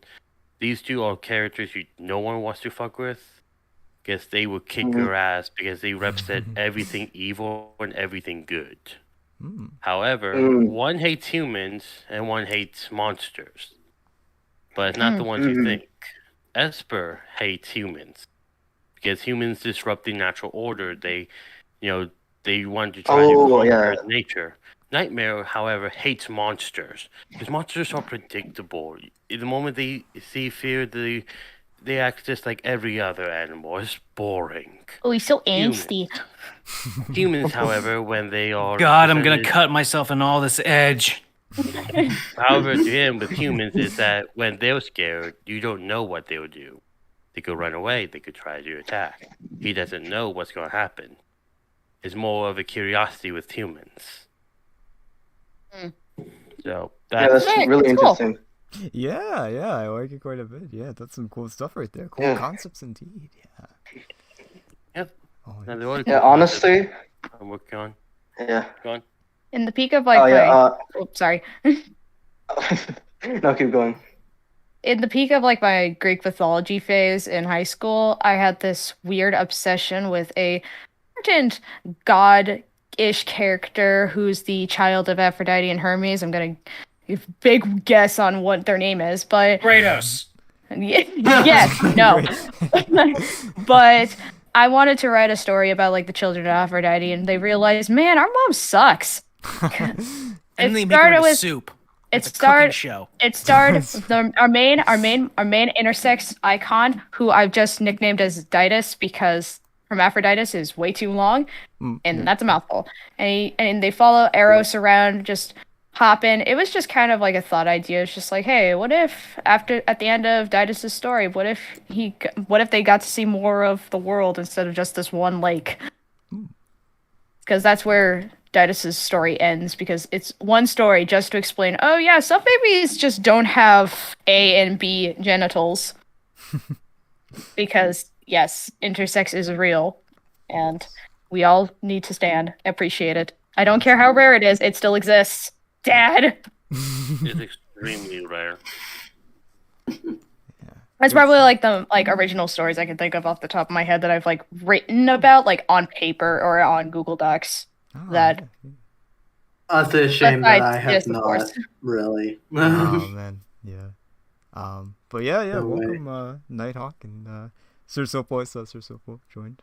Sorry, I did see a Layla question, which was any good movies recently. I think the last movie I watched was Scrooged. My parents wanted me to watch Scrooge. with Bill Murray. Yeah. Yes, I don't. It's not my favorite Christmas Carol movie. Sadly, I like Carol for Another Christmas more because I like Twilight Zone, and that's made by the same dude, and it's really good. I can't remember. I mean, most recent shows I've been watching is Supernatural, but I can't think of like any movie I've seen. Yeah, I think me trying to answer this question would just expose the fact that I have not seen Wakanda Forever yet. I mean, to be fair, I seen Wakanda Forever and Black Adam, and I enjoyed Black Adam more. Oh wait, I just remembered. We Oh. also watched Guillermo del Oh, Toro's Pinocchio. I need to. Yeah. Oh, I that need one to was watch great, that, for yeah. It was very interesting. It just me and my dad were very confused, Yeah, and we were fascist like, "Yo, what if Italy, we it's just watch the old one as well?" Yeah, it was confusing, but it was great. Yeah, I like what- it. What I if like it. Pinocchio was in Nazi Italy? Had to be a real boy in Nazi Italy. I actually do. How have to be a I gotta real boy. I gotta finish getting ready for work, so I have to get going. Oh, thank you for Okay. joining us. Yeah, well, it was fun having you. Bye. Good luck. Bye. Goodbye. Bye. Just, remember to see the world in black and white. Ooh, that's true. Deep. Whoa. Whoa, dude. I liked Ewan McGregor, and it reminded me to watch the other voice acting thing Ewan McGregor was in, which is Robots. And Robots is very underrated. People need to watch it. It's good. I don't care what people say. It's stupid. It's I good. freaking No, love it's robots. dumb. It's dumb. I mean, It's from great. my I perspective, love robots. Not from just the movie itself. I like the concept of robots. No, from my perspective, the robots are stupid. What? Wait, hold on. From my over. point of view, the robots are evil. I still remember that. cool. What was it? Cox and Crendor, the webcast that they used to do from the Jesse Cox and Crendor, where they had the big joke of that podcast being Anakin sitting on a plinth with debate cards. From my perspective, the Jedi are evil, and in my presentation, I'll show you step by step why the Jedi are evil. A lot less people would have died if it was just like civilized debate. Imagine That's true. they're just like having a debate class on that lava planet. Flying on the pillars, you got little like debate, and they're just like swooshing through. Then there's no fighting. They're just parkouring. Yeah. No, not even parkouring. Just Just standing on the platforms, debating back and forth. It's really boring, but you know what? It's a more civilized age. It is. It really is. Yep. Oh. I remember watching the prequels. Finally, it was an experience. I will be. thought they were good. I Okay. liked them. I like the fun. second one. Fun. You will not like them anymore when you see the edited cut made by the Yeah. other writers and directors who were working on the project other than George Lucas of what they Yeah. wanted it to be. And as soon as you see what it was supposed to be, you'd be like, wow, I hate them. Thanks, Georgie. I think my favorite part is where the meme for Anakin and what's her name? What's Natalie Portman's character's name? Padme. Padme, and they're in the grass and whatever. That sounds like a dictatorship, and she's laughing and stuff. And it works. Anakin looks dead serious, and her like face drops. I laughed. It was so good. Yeah. I hate But Sam. no, me and my dad, rough, me and my brother and it's talked about close. it. And it gets everywhere. It's everywhere. I love Anakin, and I love Obi-Wan. It reminds me how much I love Ewan McGregor. Oh my He's God. just he's got that voice, you know. He Scottish, does. right? He's Scottish. Yeah, he's Scottish, but Obi-Wan's supposed to be British because Alec Guinness was British. Yeah. Yes. Yeah, whatever. I don't. It's it's just about- he's got a Can nice. do Canon both, doesn't matter. For sure. He got a hot voice. That's what matters. certain point of view. And he does a good American accent in Robots. Yeah. And in your best friend, Anakin. I would never betray you. Yep, no, Is that I like trust this man Palpatine as a completely. gremlin? I trust this old wrinkly man. Imagine, like, the my first God, time it's the Anakin same. meets True. the senator, he's just like, hello, Senator. That's 12 feet. Hello, Anakin. How are you today? Welcome to the chamber. I'm think that still would've- watching your career with great interest. I'm watching your career. I think I think Anakin might have got the vibes that, you know. Oh, this should give people context. So I've never seen much of Star Wars outside of the new 3 movies when they Oh, were no, in I'm so theaters, sorry for and your then loss. never again. But even then, I wasn't even a Star Wars fan when that came out. And then I watched The Mandalorian and my boy Pedro, and then I was like, you know what? I want to get some, you know, Star Wars in me. I want to check it out. I'm still not like the biggest fan of it, but you know, I'll defend it on some things, and I have my reasons for liking certain things. But for watching the prequels, I remember when I was way, way young, me and my brother watched The Clone Wars when it was coming out, I Which one? cannot Which for the one? life of me remember what even happened in it. I just know Anakin, Obi-Wan, I'll Yoda, try and spinning. Ahsoka. And That's a Ahsoka neat was my trick. favorite. Yes. Ahsoka was my favorite because she was a girl and she looked cool. Yes. Hello. Yeah. Other than that, I liked the prequels, at least the second one, because I love just the idea, like, yeah, you know what? Space Instead, we're politics. just gonna clone this one Space dude politics. instead of. I love after the clone idea, we're like, you know what? Let's just, enslave some kids. Let's do that. Yeah. Yeah, that'll be fun. May as well. First Order and all that. Fine. You can't enslave the kids if they're clones. You paid the original human being. He's getting paid. You're fully compensating. Yeah. These are just Yeah. like recreations. Exactly. Well, John, you got to think of it this way. Imagine if like someone paid for like a whole bunch of your sperm in a sperm bank, Yeah. and they decided to just impregnate like a whole bunch of women, and they decided to make them solgers. Okay. Would that Yeah, I'd be be the fine same with that. thing? Okay, yeah. I'm saying I would be fine with do I that get paid too. for each one? Do I Yeah. get paid for each one? Because if I get paid for each one, then I'm like, okay, cool, sweet. So But you if they're just accept giving that like Retire one now. time, that one licensed fee, I mean, it's like, no, that's not cool, man. You got to pay me for each one you make. Yeah, or put it into the contract for every one that's made, since they're different. There have to be a certain amount that keeps increasing as they keep making more children. Yeah. I mean, I mean, I'll say at the end I've of got the. I've got the IP rights to that sperm. If you're only getting paid for the kids, You're I paying don't for a know, franchise you're here. It's franchising. What is having We're a family? franchising your What is having a family but identity. franchising? But I think it was maybe, I had two ideas. When I watched the last, original trilogy movie with my dad, we remembered, oh, right, they made, a bunch of weird edits and whatever, and we watched the first episode and it looked, ew. Ew, there was parts of it that did not look right. So, there are some edits that I think everyone will agree were for the best.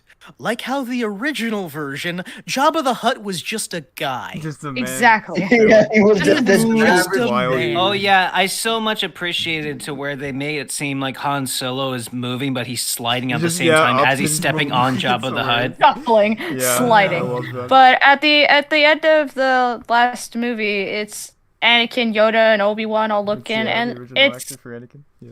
yeah, and now it's Hayden Christensen. He looks terrifying, smiling. It does not look right. Oh, It hey, is- how about when they took a dead man that they didn't have the likeness rights to, against his family's wishes, and put him in, I think it was like a TV show, Grand Moff Tarkin? Yeah. No, that was Rogue One. That was Rogue One. That was Yeah, Rogue that One. was That's one of fine, the yeah, TV Peter shows. Cushing. You know Disney what I'm owns you, talking no about, matter right? what Shows you could do. afford that. Like, Disney owns you. Actually, fun fact. So, as somebody who's got experience in the voiceover industry and experience working with Disney, be very careful if they offer you a significant chunk of money. Now, you may think, oh, that's a great idea. They're giving me so much. No, read the contract and you'll see. If they're giving you a really good budget, they're not paying you for that role. They are paying you likeness rights in perpetuity. Mm-hmm. They're Well, basically they're paying, buying paying for a rights. part of you. They are buying the rights to your voice, to your likeness, to everything that you are, and you will never be able to do any work in any field ever again that requires your likeness, because Disney will own it. And they don't have to pay you past that initial financing. So It they can is use it for an true. AI program to recreate your voice. They can recreate your face after you're dead, everything else, because they own your likeness rights in perpetuity. It is true. Disney does own your soul. Yeah. Oh, she just loved it. Basically, if you sign the wrong And mouse. contract, they can pay you the $100,000. Sometimes it's pretty good money, right? I think my offer for that that I got for time. everyone Few tacos was and stuff, yeah. the big one that I got at one point was, I think, 500,000 was one of the contracts they were offering. But the thing is, at 500,000, there's going to be more than I'm making career total. And that also gives them the ability to, if they so decided, they could make a Vocaloid version of you where they can have it act in as many things as they want. And you can't do anything about it. They'll be able to Sign the make contract. infinite products with your voice, Yep. and you'll Yep. never get anything. Sign the I mean, to be fair, contract. everyone is under this contract right now. It's not like Disney's the one exception currently No, not everyone. because of this new technology. No. Like, There's specific contracting you have to write with that, and Disney's the only one I believe right now who's currently utilizing that contract. because that has massive legal ramifications that Disney thinks they can get around. Well, for your Loopholes. name, yeah, for They can- sure. It's But a factor in for the thing you have to name look out for with compared any to of these the contracts is face. in perpetuity likeness usage agreements. That's not going to mean Yeah. anything for most of you, but for actors, keep an eye out. They'll try Yeah, to sneak I'm through. aware of this myself. I've actually done work for Disney as well as many other Hell yeah. services as an High extra five. though, so I've not gotten these. Mind you, Invisible he high said fives through the screen. services. He wasn't specific about what those services were. Yeah. No, I mean Janitor. streaming. I mean Oh my streaming God. services. No, I gotta say so this. I gotta say this. Apple I was TV working with a Plus. guy who got the job because he claimed that he worked at Pixar. And Yeah. I was talking to him. I'm talking to him, and you know what his job was at Pixar? Oh no. He was a What? waste management technician for the Oh building. my god. It works And at he Pixar. used that. I He mean, used did he that lie, though? to get on the team. We do, yes. That sounds like that Oh my meme God. where it says like, "Hey, I work for NASA," but then later it's like, "You work for NASA as a janitor." Isn't that Legitimately, what this happened was a to? real thing. The guy used his like. He's like, I spent 5 years working under Pixar. It's like, Yeah. Okay, I guess you're in. All right. Working at Yeah. NASA as a So wait for janitor. Does that qualifications. happen to Oh, be yeah, your she got Miles the were trash. useful. yeah, NASCAR. I thought he was saying NASCAR at first. NASCAR, NASA. We are NASCAR janitor. NASCAR janitor. Warrior NASCAR Heart. I can't believe that is good NASA janitor. experience. Your foil was a janitor at NASA, right? Or just at like a space For NASCAR, company. especially. Yes. Yeah. Guys, listen, my time as a janitor at NASCAR is exactly why you need to hire me for your shuttle program, Mr. Musk. I mean, do It's gonna you work want to out. take out the trash? No, I didn't think so. No, so you gotta hire me. You looking around for a janitor all day? I got experience with that, huh? You want to do it? No, didn't think Oh so. my When do I gosh. start? On the subject of the Disney thing, right? We did an entire project, like beginning to end, right? Mm-hmm. All the audio was handed in. We had it all edited. We were ready to go. 2-hour project, gonna be a big contract. We're gonna get royalties. We're gonna get this. We're gonna get the other. Guy comes down, cancels the whole project. Oh my Why? god. It's like everything's done, but everything's done. It's done. Why? Was that Batgirl you were on? Project to be a little offensive. Yeah. No. The reason the entire project was canceled was because the damage it could do to investor confidence Oh. is more expensive than the money we would lose by just stopping here. Focus Yeah. group. I hate them. Yeah, so we're going to make this a tax write-off. Yeah. Basically, we're going to make this a tax write-off. We're going to lose all the money, but at least we won't lose investor confidence. Hooray. Yeah.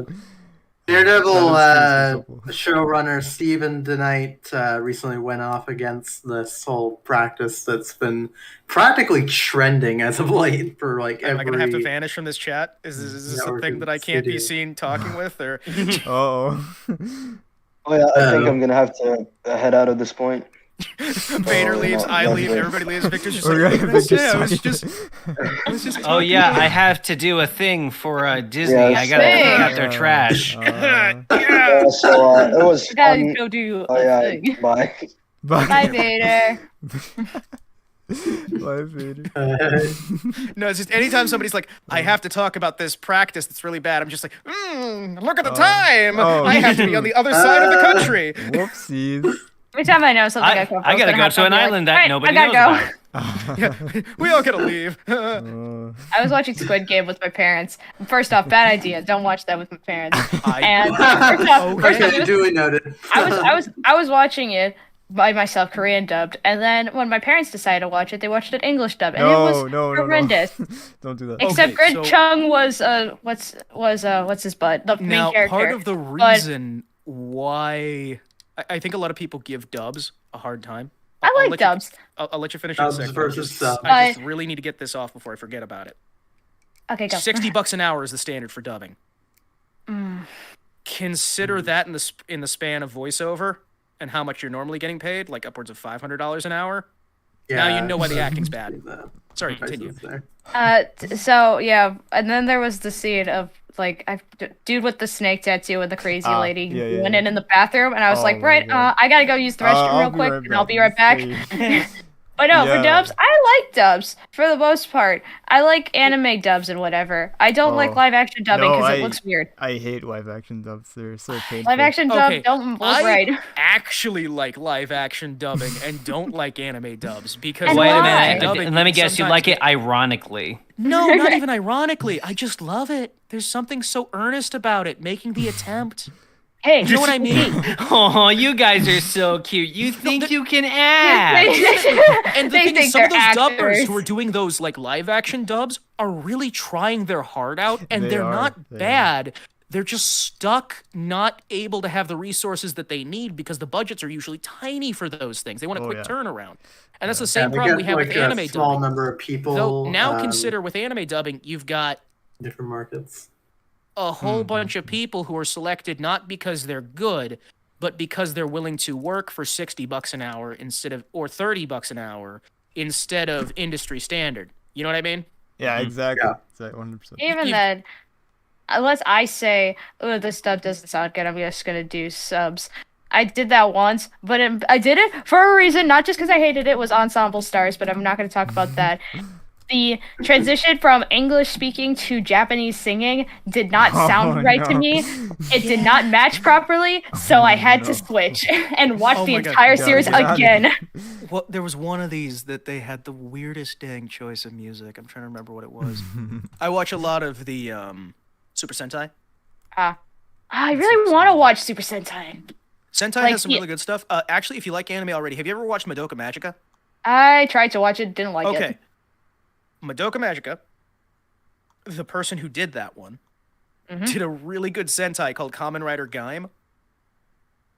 Okay. And I can't even describe the series other than saying that if you like anime full stop, you'll love that one in most cases, because even the most basic description spoils the entire storyline. Right. See, for me, I want to watch, like, before, I always knew it as Power Rangers. I want to watch Super Sentai, the Yeah, original. I want to see that. There's a lot Because of I saw, like, a video clip of it on, like, I think Tumblr or Twitter, I forgot. And I was just like, wow, this is so goofy and cheesy. I want to watch it now. Yeah, one It of is, our when writers you really actually likes watch it, Yeah. the thing is, it's not goofy and cheesy when you're actually like sitting down and watching it. It's earnest. Mm. It's heartfelt. It's Yeah. loving. It's caring. It's actually people putting their hearts into something that they don't think is going to work with very little budget and trying their best to do something that their kids will be able to look back on and say, my father was involved in this. They are Aw. passion projects. We don't talk about So Power often. Rangers, though, and the Blue Ranger, though. I feel so sorry. Yeah. As a gay person myself, I'm sad. Oh, But I Guys, will we live in a say, society. there are two words I can say about Kamen Rider Gaim that usually is enough to get people who are going to like it to watch it. Fruit Jesus. Fruit Jesus? Fruit Jesus. Fruit That Jesus. is a spoiler, but not a spoiler that you'll understand until it's too late to know what it means. As a Love it. Kamen Rider? Alright. It's Kamen Oh, Rider that's like Gaim, a, and the two words I can say that is a spoiler, but it's a spoiler that you physically cannot understand until the show's already over, Fruit is Jesus. just Fruit Jesus. Good way to get Oh. out of Yes, being folks. under gunpoint. You know, you have someone threatening to rob you, and then you go fruit Jesus, and then Wait, what? And they're just like, what? What? I've been kind of getting an obsession of watching, like, Japanese, like, voice actors who do anime and whatever. One of them, specifically for Hypnosis Mike, I can go on about Hypnosis Mike and its batshit story, but the voice actors in it look like they're having so much fun, and my personal favorite with Taro Komaeda, sounding so earnest and whatever. Just watching them do, like, not reality shows, just, like, Q&As and whatever for, like, TV and whatever. It's nice. I love, my brother sent me this, which was Light Yagami's VA being seductive. And my brother, a straight man, can agree Light's voice is sexy, and I, a bi person, can agree. It's very hot. I'm easily swooed by good voice. And I'm going to take a potato chip and And eat eat it. it! Okay, people make fun of that scene, but man, it's intense when you know the context. I tried watching Death Note. I'm either too stupid to not like it because it's too Yes. smart, or it's too smart that I just don't like it because it's just, oh, it's over explaining itself or whatever. The playing chess, 4D chess right now kind of thing. Excuse me, that's actually Quantum Chess.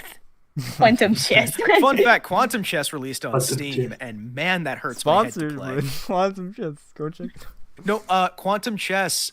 You can. It's chess with time travel. Yeah, I saw that actually. Yeah. It's 3D chess with the addition of time travel.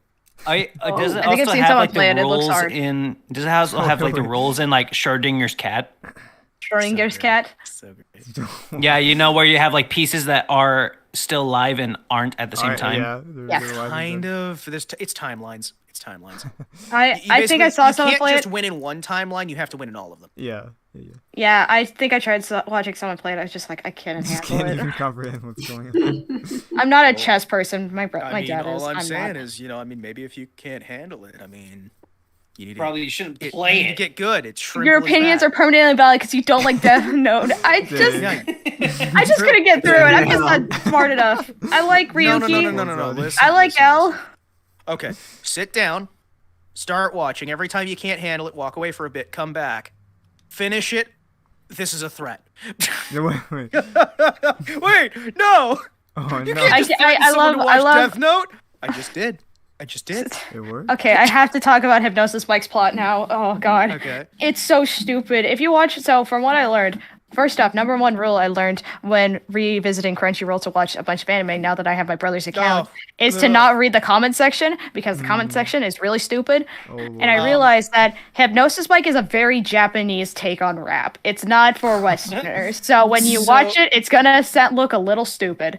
I am also gonna say that Crunchyroll really underpays their translators, and they do a really piss poor job of translating. Yep.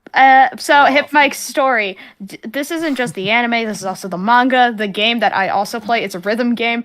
The rapping in it is fire. Anyway, the reason why they rap is because in Japan, I think it's just Japan. I don't know if any other parts of the world affect this. There is a government put into place called the Party of Words, solely of women, that ban all firearms and weapons from Japan and instead hand out these magic, it's not, they say it's science, it's magic microphones, whatever, that so instead of fighting and killing each other, you rap battle for territory and whatever. Well, I will say in general, and they have science tournaments. honestly often looks like magic. I put bread in this box, a minute later it's burnt. How could this be? You can't explain that. No. It's magic. Magic. Can I find any gifs of this? I can find a lot of, oh god. Oh no, looking for gifs of anime? No, safe search is off. For an A1 Pictures animation, it's actually really good. For like starting out, you guys might like it if you guys like Japanese rap or rap in general or colorful characters. No. I don't usually like Western rap because it all sounds the same. I will never get over that drum. Now, Noodle, I gotta Yes. ask. If you had a hard time with Death Note, how did you enjoy Steins Gate? I never watched it. You shouldn't, because if you can't get Death Note, boy, Steins Gate hurts. I've been mostly watching a lot of shows that are like based on like the games I've played, anime rhythm game trademarks. So I'm listening to a lot of like Japanese music, like Ensemble Stars and Steins Gate is one of Hypnosis those Mike. series where, in order to even understand a single thing that's happening, you have to have watched the entire series once, then And go then watch back it and watch it again Yeah, to yeah. actually know what's going on. See, I like those kinds of games or stories where I go back and I'd be like, oh, this is where they foreshadowed this and that, like with The Persona. problem is that it's so up its own backside that you can't enjoy watching it until the second time through. That's when it really hits. It is one of the best anime ever made. If you can make it through the first watching, which is like nails shoved under your fingernails. The last anime I watched was that's non-game related is Chainsaw Man, and I missed it already. I miss my wife Tales.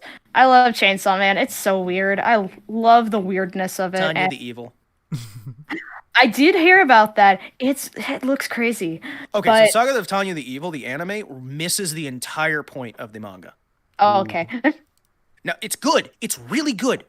It's not the manga. You know what I mean? Okay. In the Is manga, this like the Bleach or Okay, what is let this? me give you It's the emotional impact of what's going on there that is missing from the anime versus the manga itself. The best way I can describe it is by example. In the manga, you have actual leadership where the person is doing things that on the surface seem incredibly cruel, mean, heartless, but the truth of the matter is that it's being done in order to prepare them for a cruel, heartless world. There is no malice in it, and everything that is done is through the lens of cruelty, but the truth is it's the only way they can survive it. The anime misses that and just goes, she evil, yo. So Tanya isn't the spawn of Satan? No. Tanya is a kind and loving commander who actually really wants to work with her crew, but she's going to do anything physically possible to win. I think the reason why I didn't watch Tanya, for a lot of anime reasons, I just don't like isekai. For a lot of reasons. I've started ignoring that it is isekai and just going, okay, cool. Tokyo Revengers is the big one. When my brother explained to me the plot of Tokyo Revengers, like, oh, it's like high school delinquents and gangs and whatever. It's like, oh, that sounds like really cool, like a slice of life. It's isekai. And I was like, wait, what? And then I learned, oh, wait, no, these aren't high schoolers, they're middle schoolers. And I'm like, no, just stop it. Same difference to Hollywood. They're not middle schoolers. They can't be. They look like high schoolers. You cannot do this to me. Understand how is it like that situation to where like they hire like 30-year-old adults for high schoolers and Spider-Man? Hello, my fellow 12-year-olds. How are you doing today? I, as a fellow 12-year-old, also enjoy the Pokemon. How do you do, fellow kids? I think I've been the one person that has actually been a teenager in a fake high school. Oh my That's god. been my high school experience. Wait, what? An extra in plastic sets with plastic food. Heck yeah. Oh, no, it's Heck yeah. That plastic food's so Victor over here with that real career. Woo! Let's Yep. go. I remember the bell was them saying cut every day in high school. That's a good and I'd get paid $200. They'd pay me instead of I pay them like a normal school. Man, That's cool. that's the best kind of school right there.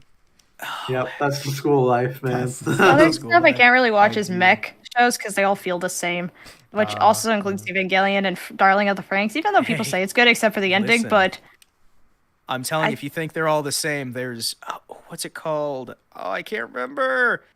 I think it's by Studio Trigger, but it is really Gurren Lagann? cool and weird. You're the it's not the anti-weed, Gurren I Lagann. guess? It's the one where they have the toys that turn into the monster fighting things, and there's the people From that Air? control the robots. No, those are firefighters, but... No, there was a good one, and it was kind of cool because it's a love story that's also From Air! fighting robots, and there's people who are taming the monsters, and the monsters don't necessarily want to fight, but hey, here we are anyway. And it's a Just mix- spin-off of another series. Mechs, it's to symbolize big boy emotions, and I'm just like, yeah, okay, cool, whatever. You're not the target I audience. do like Type 01 from Evangelion, the purple one. That's my favorite mech, because it looks like a oh my gosh. dinosaur, and I want to build it. Yo. Big Get the way O goes is up. a series that goes massively missed off the rails, opportunity for much merch. like this podcast. Right? Wait. No, the live stream. It's a live stream podcast. Totally. It's the same thing. Why- You want to say that podcast. again? Say that into the mic. Does anyone have any And they're questions? buddy, you're on thin fucking ice. I'm sorry. Are you threatening God, a I man wish with I a had baseball bat? range. Are you threatening a been- man with a comically pink baseball bat? I'm threatening a man with a dildo bat from Saints Row. with a comic pink bat? Comic. Wow. Oh yeah. Hey, You there say it is. common pink bat? Yeah, I'm pretty sure a lot of people have one of those. Got it. Yeah, you want to see my pink bat? This bat's going somewhere special. Right to the moon, with you on top of it. You're gonna get smashed into the surface of Venus, my buddy. Notice That's why I you said said you were Venus, British? YouTube. Smashed I didn't into say something Venus. else. I Wait. did not mention the male genitalia. I just said Venus. But I can shove it up your Mars as well. Hey! Your Mars Venus. No, it's Yeah, her just Venus Mars. de Milo statue. I'm gonna shove it right in there, and it's gonna break, Oh, and then she's gonna no. be real What? sad. No, please. That's so expensive. Mars is meant to be the representation of masculinity, so it's just Mars. It doesn't have to just be Venus. It's just shove it up your Mars. Shove it up your minds. Shove it up your Mars. Blow it out your ass. Comic art spoon. Yes. We got one of those. Only too, a spoonful. Only a spoonful. Comically pink fat. See, I think my deep depression, quote unquote deep depression. I've just been busy last week because I had nothing else to do over winter break. I also just like contemplated my voice range because I am non-binary. If you guys didn't already know, I go by they them pronouns, and I was just assumed, oh, my voice is gender neutral and whatever, and I learned that I only have one range. Two ranges actually, myself and objectively sexy character, aka Bayonetta. I have faked an accent, a British accent, for like 4 years. Yes. And it worked. And I'm just like, now I'm trying to be characters that I'm not supposed to be. Like, you gotta what if I was someone omnipotent? What if I was an archangel? I was thinking about like, okay, yo, what if I was Michael? Here. So if you want to improve your range, work on what you have over and over and over again, and you'll slowly develop things you don't. I did do a super cutesy voice for Hatsune Miku for my Project Sekai fandom, which we could talk about that, but let's just say stuff happened. I suck at directing, and we are changing how things are working out. That's how I've been going. I had a panic attack on Christmas Eve because of it. Oh no. That's Yay! Yeah. I'm fine now. I'm fine. I'm good with just writing right now. Yeah, writing. But I'm also voicing a character for a different project who's essentially me, but just with like a way lower, way deeper voice. And oh my god, how do you sound like a guy when you're not like have the balls to be a guy? Like, you know, I will literally. Say, but I'm. You buy some balls. Buy some balls. Easy. You cannot. Doing a voice is not about being able to hit the pitch. It is about being able to do the full range of emotions in a voice. Exactly. It's the voice I keep telling people I cannot do very many voices at all, but you'll note I can hit certain pitches, I can hit certain things, but that's because I can't do the full range of emotions in there. Yeah. You can't really do a voice until you can hit the different emotional beats within a voice. This is probably as high as my voice can go for like baby voice or kid voice. How high can your voice still go where you can have the gamut of emotion? Yeah. You see what I'm getting at there? That's where it becomes difficult. You know what I mean? Yeah. Sorry, I had a you gotta find the proper medium there, which like I've mainly done in the chameleon form of basically sort of replication of different voices and such, and basically just take. Sometimes you have to learn your limitations and break through them. You just gotta know when you've While gotten something that you can't go any further with. Now, were you rushing or were you dragging? So but when I was questioning my range, I was watching Supernatural, and then my husband shows up, Castiel. That's Misha Collins does not sound like that. He's not all gruff and whatever. He has a very high pitched voice and whatever. And I'm like, God, I wish that was me. God, I wish I was able to change how my voice sounds for acting and not just me. Oh man. Sometimes I just like to be a gremlin when I talk to people. Same. Oh, classic Castillo. Gotta love him. That's why I miss my wife Tails, because he is my wife. Yes. Melatonin can do some weird things. If you guys ever have trouble sleeping, get some melatonin. You get some vivid ass dreams, and sometimes your angel husband shows up and you write a cute little scenario and people really like it. And this time spam bots aren't following you this time. Yay. Except they still try to. We've been having a prawn fish bot epidemic in Tumblr recently. They just like following. So it's a simple block report. Easy. And the off chance it's an actual person, I'm like, oh my god. Which, by the way, guys, Tumblr is not an algorithm. You have to reblog to get people to notice your stuff, so please reblog. It's actually important, and I would like to be known again. Yes, reblog. Speaking of reblog, John, shall we do the Punisher preview now? My goodness, yes, there's a preview that has to be had here of our brand new pilot for a series we'd like to share with you guys today. Yes. Now, this has been a series that we've been working on for a while. What you're going to be hearing is a bit of audio from the pilot episode that we're going to be doing to try and get an understanding for what people like about it, don't like about it, other things like that. So feel free to give some feedback about that. And let's actually cue that up and get a bit of a look at what's coming up in the future with our little series. Play it, Cheney. All right, let me see. I expected you to have... I was vamping for time so you could get that ready, not... yes. I'll If you need to vamp for more time, I could keep talking about... So I'm not sure if you guys can hear it, but I'm gonna what's the word? I'm gonna deafen myself on Discord, so it's just this playing on the stream. But if you want to hear it, I've got it up on Discord. I'm not sure if it'll work, but I guess the best way to hear it is on the stream itself. So well, the best way to hear it is actually going to be listening on to it when Anomaly. it releases on the actual stuff. I mean, Oh seriously, my you'll be able to God. listen to it in its entirety, not just this little clip. Make sure you check it out when it drops. Seamless transition. Wow. Seamless transition. Wow. Every time, See same. you when you get back. Woo, all right, so here we go. So I've deafened myself. Fair warning, this is quite a dark clip we've got here. The story is very dark, so keep that in mind. If you're not a fan of animals dying, maybe you just step away for like a minute, but anyways, let's do it.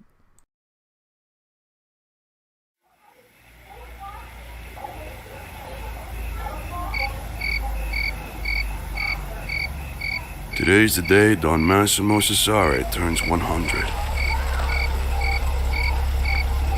There's almost nothing more left of the Don part, but a husk, the fire gone. Tony, thank God you made it. I thought they sent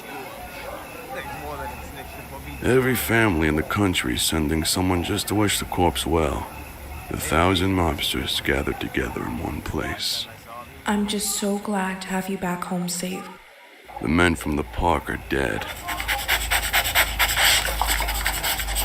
So are the men who called down the hit.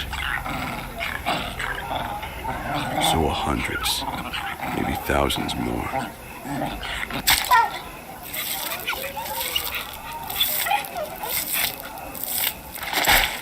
And the war marches on.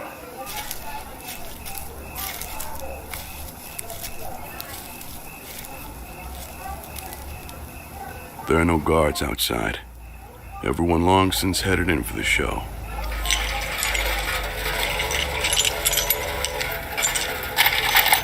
Ten minutes of preparation in the dead of night.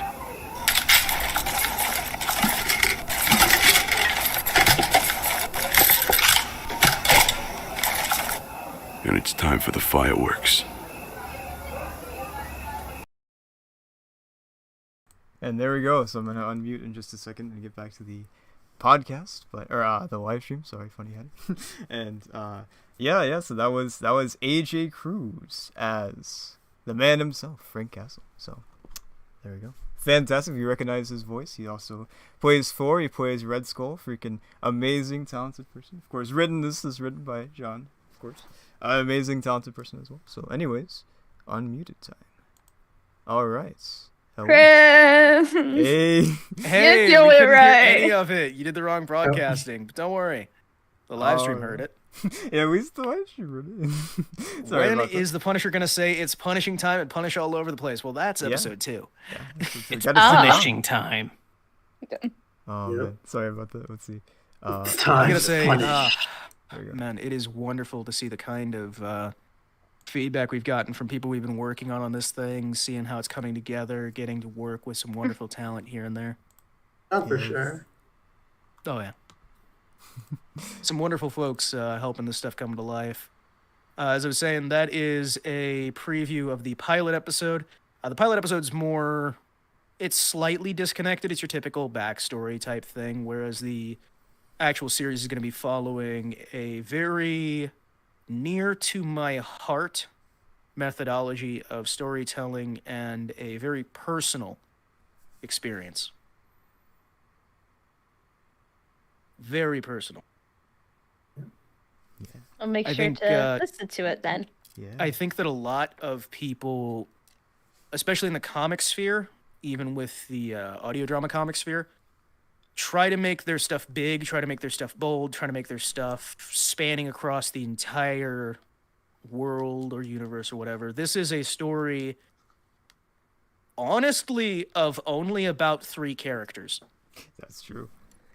That's what my story's gonna be. Yeah. It's 3 men who have been through hell together and who should, by all accounts, be the best friends possible. But as so often happens, life happens. And we can't always get the result that we want from that. And I think that people are going to latch on to that because not necessarily there is some big bombastic fights and whatnot, which there will be, but because of just the fact that it lets you cool down, it lets you relax and know these people, feel like they're a friend you have, somebody you know, and you get to just see that sort of degradation along the way. The final version, as Audio Anomaly said, is going to have actual music. We've got a lot of sound effects that we're going to be doing with this. I have been very intent to try and work in as much into the script as I can of cues, of little things that kind of give you something more to work with than just somebody talking into the background. There are segments where it'll be just one character talking or several. Yes. Yeah. It's gonna be Maybe quite a even fun. 2. Oh my goodness. Well, we do have some scenes where there are as many as like 6 people in Yeah. the scene, but for the most part, it's very small, confined things with moments of that sort of reminder that there is a bigger world out there. To those of you who are keen listeners, you may recognize some of the dialogue in there from Punisher Max issue number 1. The pilot itself is a retelling of the first issue. And I think that should do good for getting a nice little pilot where I've injected some of my own writing, utilized some of the existing writing, and really tried to make something proper. Yes. Oh, yeah. Yeah, the rest of the script is brilliant. Yeah, I really can't wait to get it out. Yeah, and for all of you to see all of this this brilliant work here. So, yeah, it's going to be fun. Brilliant, incredible. Magnificent. Spectacular. Magnifique. Magnifique. Magnifique. Good. And I really think the It's Punishing Time will be just the highlight of the series. Oh, peak. Oh no! You'll take it seriously Just as you wait. In possible. the end, you're gonna hear an end credit scene that says "It's Morbin time." It's Morbin time. Yeah, it turns out it was actually a crossover with DC, and you know, it's Michael Morbius versus Punisher. That's going to be the sequel series. Yes. Oh, yes. for context, right now the plan is that we have the pilot episode, then 7 episodes of the actual story. This is a limited run series for the time being that will hopefully by the end of it have things set up so other people can take the reins a bit. I am doing this to help out the best I can. We appreciate it. Yes. Yeah, no problem. Yeah, absolutely. But I'd like to add to the things that are already being done by other writers, wonderful individuals who are making some very interesting things along the way. Yes, yeah, we have so many great writers involved. A lot of great writers we just in this live stream as well. Yeah, Aww. everyone. Yeah. Thanks, man. You barely even saw my writing today, unless you. I told you not to rat me out. It's too Now, late. I will It's say, live. you know, I mean, if we've got fantastic writers here, then what am I doing here? Because I'm not in that bunch. Same, yeah. What am I doing here? I don't know. Yeah, no, I'm not a fantastic writer. I wouldn't say I'm the most magnificent, but according to my family members and friends I've showed my summary to, start they're like, this- yeah, this is really good. And I'm like, If Punisher starts saying It it's is. punishing time, I'll start sobbing in the theater. Get those tear ducts ready. So I will not lie, there is a version of a script for one of the episodes where a character does say it's punishment time. And it is not Frank Castle, and I'm still wondering whether I want to use that, because hearing the actor who I think is going to have that see that line, and just from the editing floor, being able to see our lead guy here, who does a lot of the audio editing, just see his reaction to the inevitable cursing and swearing and what have I gotten myself into of a professional actor having to read that might be worth it, but I also value my life. That's the biggest fear I have with my writing. And this isn't me transcribing a script. This is me writing words down, and people are going to have to read it. And God. In my case, specifically it's punishment time, in the context that it is, I am worried the actor that I'm looking at getting will just hunt me down with his connections and just kill me. That's genuine fear, but hey, lay awake at that's night. what you get. Bar the doors. Window. Yeah. Keep yourself contained in there. Keep it contained. Yeah, I got good feelings on the Punisher thing. I mean, if we launch the... Sounds great. If we launch the audio drama pilot and it just falls completely, I'll go back through and I'll do some reworks and some rewrites and what have you. Because I have no idea how people are going to, in general, take it overall. Yeah. It's some great stuff. But that's why we do a pilot. From the heart. Yeah.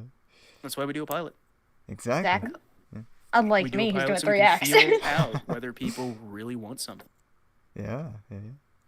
And I mean, I think people are really gonna like the Jello wrestling scene.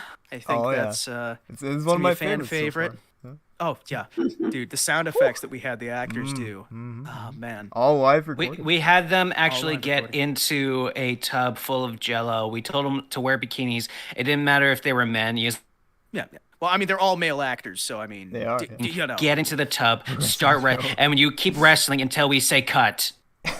And you know, honestly, at first they were really into it, but I started seeing some of them really not valuing the project around hour 5.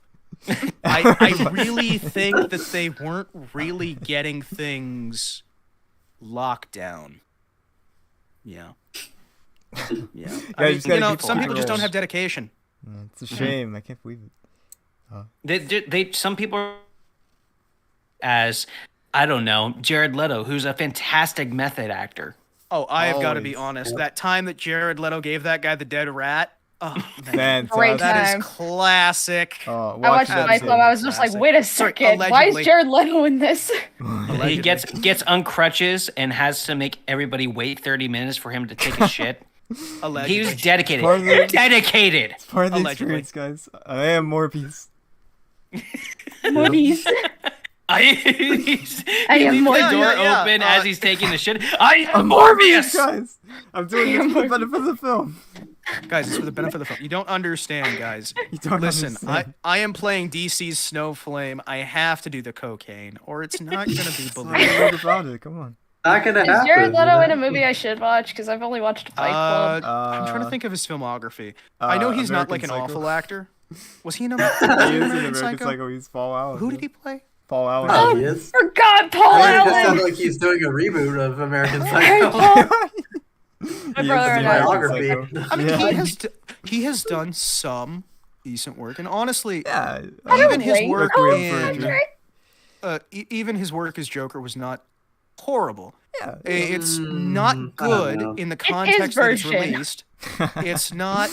It is. I will not say it is good, but it's also not just awful. It's just kind of. It's kind of there. I hate to say forgettable, but Can we say it's his version of Joker? It's his version, and a lot of people just weren't ready for it. Joker, but at the same time, no one's ready. Oh, Requiem of a Dream. He was in that. Wow. Yeah. It's a good one. Huh. I think it was even about readiness. I think. Hey, how do you guys feel about Hip to Be Square? By the way. I think it was one of their better albums. You like Huey Lewis in the News? You like Huey Lewis in the News? Is that a raincoat, Paul? Yes! Got a little dog. My brother and I love quoting that scene, and then we were talking about it in his car while he was driving me back home, and Hip to Be Square starts playing on his iPhone. Siri heard us, and when he was gonna go check, I was like, no, let's just have that play. Their early work was a little too new wave for my taste, but when Sports came out in '83, I think they really came into their own commercially and artistically. The whole album has a clear, crisp sound and a new sheen of consummate professionalism that really gives the songs a big boost. He's Love been American compared to Psycho. Elvis Costello, but I think Huey has a far more bitter, cynical sense of humor. Hey, Paul! I love that movie so much. It so made it to good. my favorite movies of all time, so. Oh, it's so funny. I love it. I do have not the have that whole GIF. scene memorized, but I have. You have, want like, to. both scenes. I have the GIF of Patrick just dropping the business card, and I do that every time. I'm just like staring at my computer, and something doesn't work. Just like, Start sweating. Honestly, I've got to say, I think a lot of people don't agree with me on this, but I think that sometimes the theming you utilize in a script can be more important than the script itself. Absolutely, yeah. Getting a good theming, a good feel, a good idea that 100%. runs from beginning to end, that you can have these peaks and valleys that can really get something overall. Yes. And I think one of my favorite things with American Psycho has to be the just simple fact that he wants to get caught. Yeah, He needs just to get can't. caught. yes. He can't, and he never will. And in some ways, that's more punishment He's too than boring. getting caught would ever be. Yeah. My favorite part of American Psycho, what I learned after, was apparently Willem Dafoe's detective scenes were all out of order. And I thought it was, every single, like, the 3 segments we saw, they're just in different timelines. No, it's every single cut. I'm like, wait, what? Yeah. What? What? Wild. You know, I gotta say, my favorite part is where Alan gets hit in the head with an axe. Yeah. Yes, it's that's not my favorite part's when Patrick cuts that cake with that axe, man. It's my favorite. They're I'm just celebrating saying, the party. I mean, me and my friends, well, they're not my friends anymore, recreated that scene once each. Oh, yeah. Wow. Good recreation. Yeah. Very accurate. They're not your friends Hey. because they recreated it a little too similar. Yeah, you gotta be Listen, it's not dedicated to my the fault bit. that sometimes people get a bit too method acting on Yeah, set. yeah. Really, it's something that could happen to anyone. Hello, Yeah. And now they're 911? not my Yeah, friends, I'd like and my to- other friends are dead. They were never friend- your friends if they're dead. Someone at work asked me, "Do you like American Psycho for like And because you try like hard enough. Patrick?" And I'm like, "No, I just think it's hilarious." No, I don't like Patrick. I don't like have workplace fantasies of being Patrick Bateman and being able to get away with killing coworkers who cause trouble in my life. Honestly, I feel like one of my coworkers, I think Chris knows where I technically work, of like the place, the idea of where I work. There is definitely one person who I work with who definitely wants to just kill everyone. Listen, there's And I am nothing the nicest wrong with person that works there, Sometimes allegedly. you just gotta understand that people need a little bit of an axe to the face. You know. It happens. That Hard includes context. I work at an entertainment center. It's not Chuck E. Cheese. It's It's its own Freddy thing. Fazbear's Hey, Pizzeria. kids. It is. Welcome to the pizzeria. We actually, there's no animation. We do have fursuits, but they're barely used. Spring walk. But it's an I'm gonna entertainment give you center. this for after hours. Yeah. It's got. We use that for like promotional stuff, like for like photos. But we got an arcade, we got roller skating, and we got bowling. It's a place to have like your kid's birthday party, essentially. It's so good to work there. And sometimes, you know what? Axe to the face to a coworker might actually help. I love this. Whoops! I dropped my axe on his face 13 times. Clumsy me. Whoops. Man, I'm sorry. It's all I wet. just It's have wet. butterfingers. That's the character I want to play again. I want to play a psychopath Yes. with like the most earnest You of know, voice, like let's make Patrick this Bateman. happen. Just like A lot of people really misunderstand the kind of characters I like to play. See, I like to play happy, friendly characters with a lot going on, going well in their life, and friends, because I enjoy fantasy, things that could never happen. playing flamboyant characters. And that's just those are me. fun, for Every sure. time I play, Yeah. like, when I have Dungeons and Dragons, Mercutio Cordelia, my favorite character that has the most depth than most of my characters. He's a tiefling bard who has a vampire boyfriend. And no, that did not complicate anything for the story. Yes, it did. But kind of like a mix between Austin Powers and Bayonetta. Oh my He's- god. Austin, He thinks he's being Austin, charming. yeah. He's being charming, I think. He's just a bit awkward with it. He's just... And Hey he's- there, ladies. Don't worry. Oh, don't Put worry, these darling. stockings, It's don't not. I? It's not. It's like. Could you imagine Austin Powers wearing a skin-tight leather nun costume, I can, yes. trying to pass off like he belongs there? Yes, I can. Mercutio. Totally. It has a lot of backstory, Very but vivid in a lot of my memory now. characters. I love my other two characters, Augustus and Lucia, because they're so innocent and so sweet, and they're on different sides. There's Augustus, who's has still the mentality of like a child, like prepubescent because of some kidnapping, what have you. So he has like a bit of like an innocent voice, and he's like genuinely asking about something. And Lucia has like magical girl powers and whatever. So And then there's Barnabas, who's just a straight up pirate, and he's a dragon. Now, Dragon. I'll be honest, like a lot of these things, I hear people talk about like all these super cool details, right? Mhm. And they're kind of cool. But when I'm Kind doing a of. lot of these things, I sit there and I'll improv something on the spot before session 1. Then I'll just build off of it and write notes at the end of each role-playing session, so that there's nothing pre-written down, and I can just adjust based on how the story is and what fits the theming that the GM's putting forward. Which, works sometimes and sometimes it doesn't. I mean, I wouldn't entirely know that because I am the GM half the time. Nah, that's true. GM. Oh, jeez. I would never know what being a GM is like. It's awful. I was a Kenku once. I did it twice, and apparently behind my back they said my voice was awful, and they never told me. Which honestly, if they told me, I would have, improved upon it, but instead they went straight to the GM. Listen here. Wow. Just because your voice is terrible doesn't mean you need to improve. You just need to kill him. No! Clipper is a good man! Drop an axe in Good their Birdman. face 13 times. Accidentally, of course. Clipper's voice was essentially because he can't technically speak because Kenkus be like that. He just kind of sounded like he was choking on something. I really clicking and choking noises. That's what sometimes accidents happen, and they happen 33 consecutive times. Or 33 in a row. It's getting a bigger. It's increased the number. You drop them after the previous accidents. The previous 13 times. Little That could destination have been style, Mel's. But after the 30th time, no jury will convict you. Because if you make it a big enough deal, they won't believe it happened. Eventually. Works every time. Are we, by the way, on God, on camera, on the record, admitting to murder, and we are the I witnesses would of murder? never admit in a legally to court admissible way to killing 13 people in the early 2000s with an axe, dismembering their bodies, then dumping the vehicles off a cliff. Psycho style, or I would never admit to that in a way that could be admissible in court. what? No. All right. What?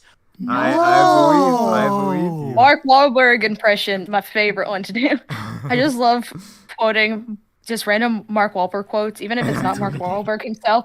It's Andy Samberg doing a Mark Wahlberg impression. Oh my god. Oh, what's up? My name's Mark Wahlberg. You guys know me. Hey, goat, how's it going? Hey, chicken, how's it going? Classic. I gotta You like say, eating that fruit, was- right? that was I the produced worst- Entourage. That was the worst twist I've seen in a while, where it's like, Oh, the trees are killing people. I'm like, no. You're hurting the tree's feelings, man. That's stupid. Me and my dad watching The Happening was the most magical thing ever. I wasn't You gonna plan say on what it was 'cause killing it me was in my spoilers. sleep? What? No. No. My favorite was, does anyone even know where that is? My favorite shot in that entire movie is like in the end when like everybody is like consulted, like everything seems to be dying down, and it shows a shot of Zoe Deschanel and Mark Wahlberg, but both of their faces are like half cut up by the shot, and like in the middle there's nothing. It's like what are you trying to focus on? Oh, Shot movies I've seen: Sixth Sense, Signs, and Happening. Oh wait, and Old was great. Oh, dude, I really God. think it's weird how Old Anakin was- was dead the whole time and was his father on the Titanic that sank. Wow. Yeah, Old that's was- nice, isn't it? And the whole killing Dumbledore thing was just kind of weird. Yeah, Old was it's a just- little shoehorned in. Old was. Yeah, then when they decided to say fuck it to the continuity, I'm like, man, killing Dumbledore again? Again? I mean, honestly, I already think saw really, Professor X die for a third time. Do we I have to really see more think that characters it die brought again? down Star Trek as a whole. No, this time he's James McAvoy. It's different. It's different. It's James McAvoy now. But no, And- Old was. I watched it during a time where I was sorry. Where a time where you were sorry? No, a time where like I was Actually, just all the not time. feeling good, and I just kind of wanted to watch a garbage movie. It's all right. So I watched Old, Relatable. and my dad and I, we were trying to like add logic to it, but we can't. It's impossible. It's impossible to add logic to Old because it seems inevitable. It seems impossible. Apparently, the comic book that it's based on, it's a French comic because, of course, it's French. It's there's called your Sandcastle. It's apparently amazing and about, psychology and death. But the guy who's in it, who plays their dad, is Werewolf Man from Werewolf by Night. Of course, yeah. He's a good-looking guy. I agree. Yeah. What's his name? Garcia, or is it? It's just Garcia. It's nothing He else. doesn't have any. Yeah. names. Yeah, That's right. it. But no, when I saw Signs, I was like, my dad kind of hyped it up and whatever, and we watched it, and we were both very disappointed. Oh. I will never get over Mel Gibson going, I am a force of nature. I'm gonna go over to the pond. I don't think they like water. I think. Ooh. I think. Gael my Garcia favorite Bernal. part That's his name. Is Oh, you gotta say it with the Gibson accent. is on Gaia his knees, Garcia he's got- Bernal. Gibson's on his knees and he's got that little cage on his head and he says, "Not the bees, they're in my eyes." Oh. And then God, I want to watch I want to watch Wicker Man so bad. Sounds so and funny. I think that honestly, the part where he's like eating the dog food, kind of out of left field, but considering how little water there is in that world. Well, I mean, really, there's water literally everywhere. They're trying to do the crust for dry land, but it could be worse. Yeah. The actual scene that I got like the most suspense out of which is Joaquin Phoenix watching the TV and the alien showing up, kind of got. I was like, oh wow, this scene is like very famous and whatever, and it is kind of spooky. If you don't hear Joaquin Phoenix yelling at his TV, "Vominos, kids, vominos!" Yeah, and I really think the whole "I'm the Joker, baby" kind of comes out of left field. Out the Joker, baby. Yeah. That was sneaking into the script. It was just dying. Because he's gonna be Joker one day. He's gonna be Joker someday.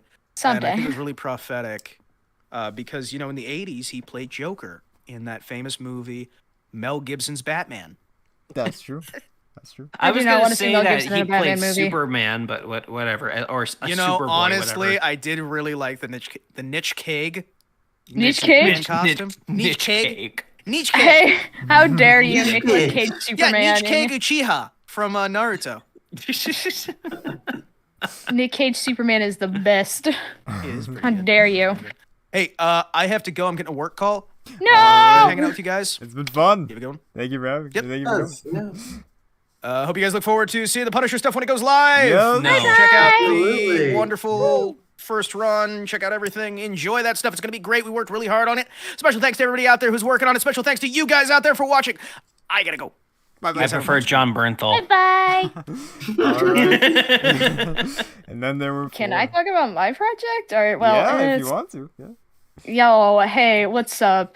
So I think maybe this was like the second to last live stream. Remember that one time where I said I worship my god Cthulhu? Thank you very much. And Chris and whoever you were with, Oh yeah. was Joe, it Mad yeah, Hatter? Joe was there, yeah. Joey. Thought of an idea of, hey, what if there were Marvel Street heroes invest in H.P. Lovecraft combined? And then I thought about it, and then I thought about it a bit more, and then I decided to mock up a summary, and yeah, that's happening. I don't know when it's Yes. going to come out, but I think I'm going to need extra assistance on the script because, again, I don't want to embarrass people and what they have to say. Oh no. I think you'll be fine as long as you don't include H.P. Lovecraft's real cat. Yes. By the way, don't look up what his cat's name was. Maybe don't do that. I did put it in the warning. Rated TV 14 for possible swearing, dark themed, Lovecraft related content and violence. Oh yeah, you should If- see some of the other scripts. You guys so far. Because if it's H.P. Lovecraft, that means there's going to be immigrants, science, and air conditioners. Or no, immigrants, squids, and air conditioners. Oh God, not the air conditioners. Oh no. No. I have my library of H.P. Lovecraft novels, and reading the end of Cool Air was like, oh my god, I've been dead this whole time! Like, Surprise. it's written out as that. I have been dead for blank years. And I was just... Oh, he's got a way of words.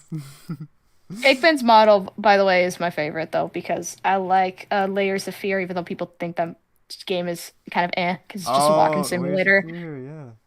Pikmin's model is about this dude named Pikmin and this guy, I think his name's Elliot, who went to art school with him, and apparently he died, locked up in his mansion. He got died?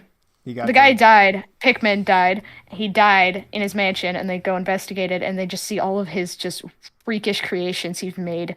And I think that also includes a Frankenstein monster. So, yay! I think it'd be much more funny and disturbing if he actually managed to create a Neko, but it was like something out of the Human Centipede. So he just like, no, I'm good. To a human. Lovecraft has a way. It's very hard to read these books because of just how old they are and how very weirdly worded they are. My least favorite part is when he decides, you know what, I'm gonna write the accent down. I'm gonna write what this accent should sound like if someone's gonna do an accent. Cool Air takes place in like in Spanish immigrants like apartment complex, and the dude's white, and he talks to his Spanish landlord about the guy who lives upstairs because that's the mysterious and yeah, it's written with a Spanish accent.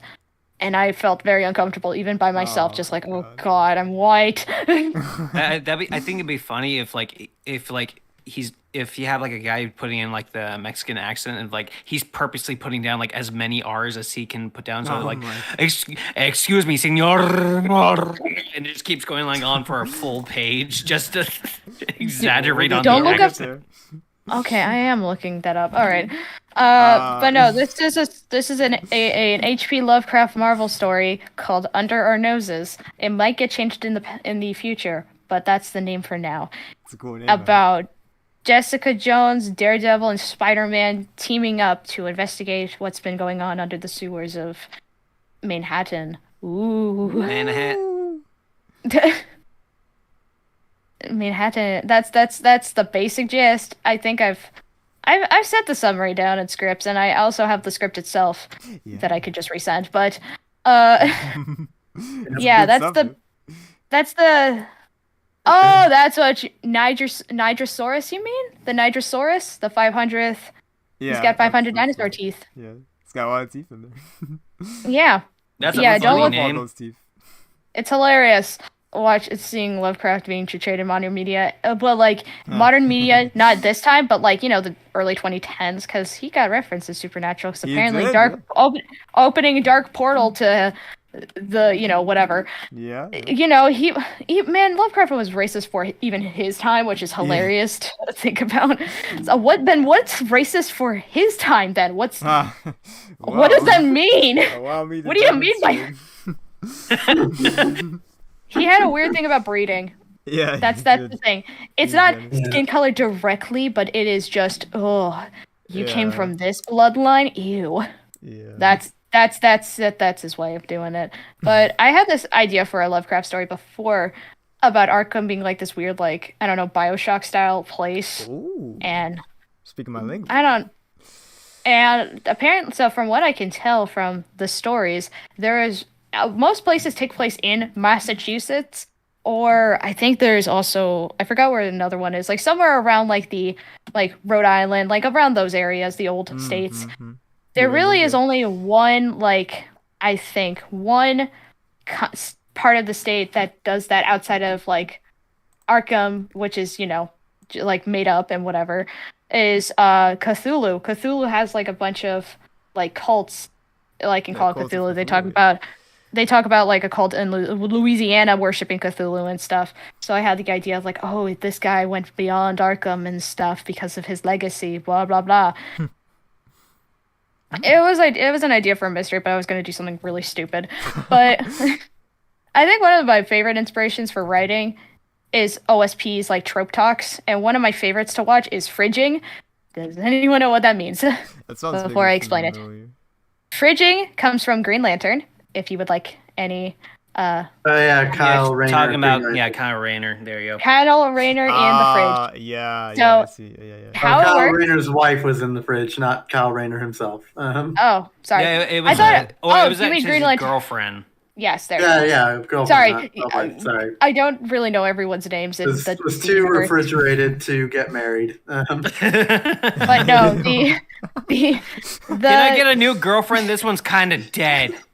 this I will never get over going to Meijer and just seeing just ribs in the soda section when the cash register, and I just posted like, "Yo, you guys want some ribs?" Yeah. No, fridging in definition is killing off a character for the sake of emotion. You gotta make an emotion. Emotional emotion. Exactly. Yeah. Oh, this character's dead. I have to avenge them, which I think also happened to Aquaman. Killed my baby. Yeah, Boom. I gotta go. That was with Black Manta killing his baby. Yeah. That's that. I was gonna. It just. Yeah. I'm glad I'm avoiding this stuff, which is great. I'm trying to avoid this at least. The Mary Sue though. Here's the thing about original characters. Fan fiction time. Online talk. Here's the thing about original characters, and if you wanted to do a self-insert, no matter what you do, even if you try and make your character have like the most like unimportant roles ever and just have them be essentially a side character that's the main character's like, if that's what you're going with, no matter what you do, your OC will bend reality no matter what happens. No matter what you do, no matter if you give them superpowers or whatever, they will still bend reality to their whim because they exist now. And that was the original idea I had for Under Our Noses because of some... I didn't want it to make it about myself, though, so I just scrapped it. I was just like, God, no, I don't want this to be about myself. Yeah, you hear that, Kathleen Kennedy? The idea was like, oh, it's my character Noodle, this Eldritch monster beyond mortal comprehension, split a part of itself into the Marvel Cinematic Universe. So, just have fun, except they bent reality just a little too much, so, gotta go find that other half. Gotta brainwash the entire society to go hunt them down. It happens. It's one of those things. Yeah, as you do. One of the most important things I asked, which is hilarious, the comment I got, I am on the R Lovecraft Reddit, and it's very nice. And I asked the question on, like, is there, like, a quote-unquote set of rules in the Lovecraft universe? Like, what is the general theme of it? And I think the comment that I saw, so you're writing a story inspired by Lovecraft, but haven't read any of his stories? That seems like a bit of a task. And I'm like, yeah. I have written, I've read some of it. It's just I have never had time to read it. Because it's a lot. Yeah. Life is a mess. But I do also like classic scary novels that then become movies, like Dr. Jekyll and Mr. Hyde, because I have that book, and it's also really hard to read because it's Victorian. But it does have the magical line, if he shall be Mr. Hyde, then I shall be Mr. Seek. Ooh, that's Victorian comedy, everyone.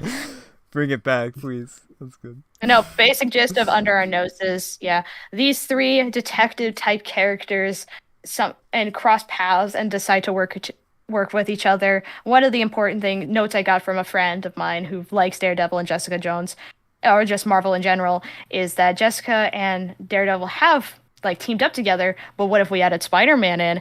It's essentially babysitting.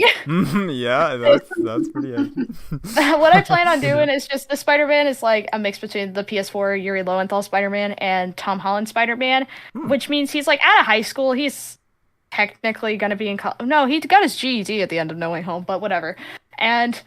Or was going to get it, but he's trying to live a life both as Peter and Spider-Man. And he's just still, nerdy, likes his movies and stuff. Wow, he's very that's ambitious. Never happened before. What do you mean? Oh, Peter Parker trying to be Peter Parker and Spider-Man. Well, that's just the basic idea of Spider-Man. That's just Spider-Man in general. Yeah. Great power comes great responsibility. Anyway. Something dumb. It's stupid. You're not doing anything new. I really liked PS4 Spider-Man, mostly because one, Yuri Lowenthal and we share a birthday, but also just it's just that dorkiness that I like. Is this IT? I think I forgot my password. And Spider Cop. Well, I'll never get over Spider Cop. Oh my god. What's great is who's playing Yuri Watanabe, the police chief, I think, is his wife, which is magical. It's amazing. Captain, but yeah. Yeah, Captain. Daredevil Yeah, Daredevil I have watched and finished, and I am so excited for the new show. And Jessica Jones, I have only heard from people. I've never actually seen it myself. I feel like when I was writing the script, I was like, man, I shouldn't be watching Daredevil. I should actually, be watching Jessica Jones, figure out how to write this character. But I got Layla for that. That's so true. It's both being lazy, but also, yeah, I got someone else who knows this character more than me. I just know the shit that goes down in Jessica Jones, and I'm like, ooh, maybe I shouldn't watch it. Yeah, that's fair. But every time I looked up Kilgrave's name, like I knew it was like purple or whatever. I was like, purple. It's me. No, not purple. Traumatized by purple, whatever. Purple. He's the purple man, but I just saw purple guy. I was just like, purple guy. Oh my god. The man behind a slaughter. Oh no. What goes down in Manhattan, at least like in that island area, is that there seems to be a lot of residents that seem to be a bit unhinged. That walking strangely, tasting very gross water, and also that Murdoch hearing a whisper, but it clearly isn't from someone like he's overhearing. It sounds like it's coming straight from his brain. So yeah, I'm trying to write the first part of Act 1, which I did do. I'm still trying to get through it. I'm just doing Spider-Man's part. The whole idea, Act 1, 3 stories, I'm going to interwove them together at the end. That's the idea. That's how Act 1's going to go. Yes. Will I break it up? Probably. I don't know. I'm not a good director. I've learned that. I've learned that about my Project Sekai. I'm not good at like giving people orders. I just like writing scripts and being a voice actor. Hey, that's always good too. It's always fun. Yeah. But yeah, it's an amazing. See where that goes, really. If you can open the Google Doc just to see how everyone must be better than this. I mean, it can't be too different than theater, right? Exactly. I mean, I actually did do theater. I miss theater. Oh, for sure. I stopped after the pandemic for obvious reasons. Yeah. Last one I did was Spam-A-Lot, actually. Oh. The idea with me in theater is that I've never actually gotten a main role into something except for Into the Woods, where I was a narrator. Oh. I was in, and which was great about this is that instead of just having one narrator, we decided to just have multiple narrators because we have so many people. We had to split the cast up in 2. So I was in one, and there was another in the other, and I was the magician narrator. And I talked about the evil witch and whatever, and I was super dramatic, and I looked hella cool with my hair slicked back and my eyeliner and my hat that can't fit on my head. But most of the theater I did do, like from middle school to high school, pre-COVID, was youth theater school. So when I was in high school and I did 2 shows, which was Spam-A-Lot and Fiddler on the Roof, a lot of the people I was working with were children, like middle schoolers or like maybe elementary age, maybe. Ew. And they are so loud, so annoying. Oh yeah. Yeah, it went up from middle schoolers to college for me. For sure. I remember, I love this. Spam-A-Lot, I was a background character. I was the guy who said, yeah, using coconuts. And I was also just a background dancer, knight, what have ye. And during that time, I had to do a science project, which was teach the class something space related. I was like, okay, I'm going to do the Opportunity Rover because it recently shut down. I think this was 2019. Yeah. And I had to do it while I was like doing the performance live because I was the background character. I could be in all the shows. I had to be there for all of them. Oh god. Which was, I think, late Thursday to mid Sunday. Oh, that's a long. So I just had my iPad recording, doing editing and whatever, because I did a video about the Opportunity Rover instead of just a PowerPoint presentation because I'm cool.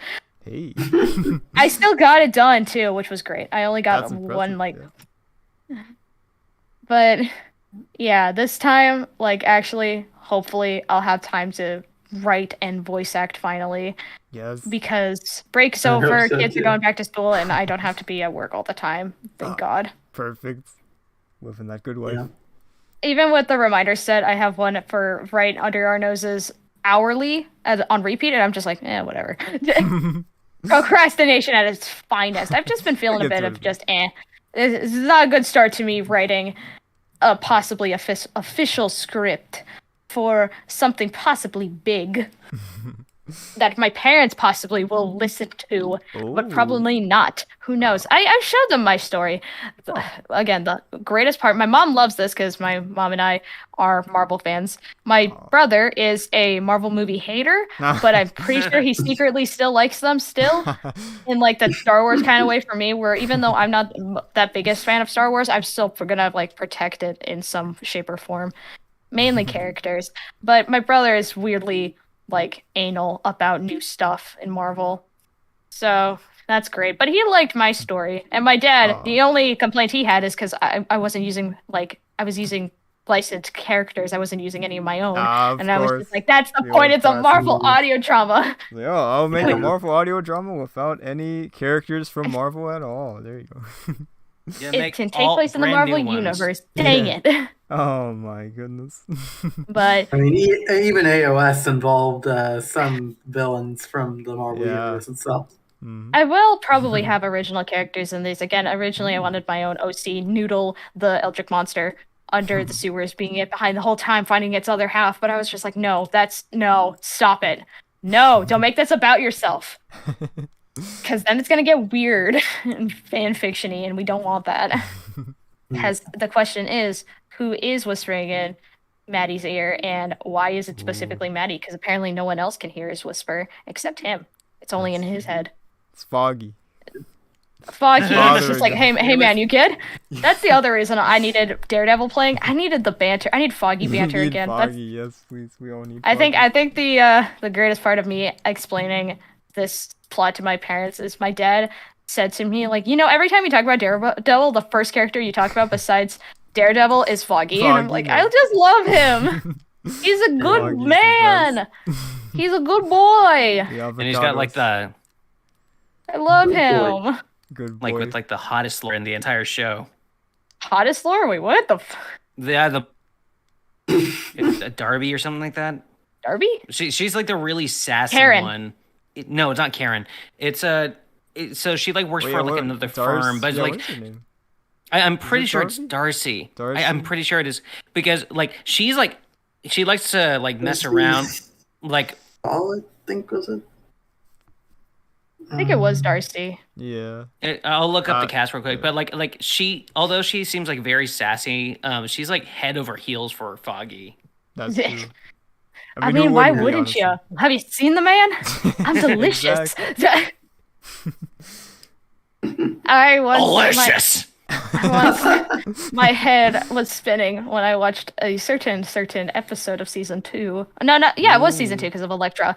The very saucy scene, and I like squealed, and my head I got lightheaded.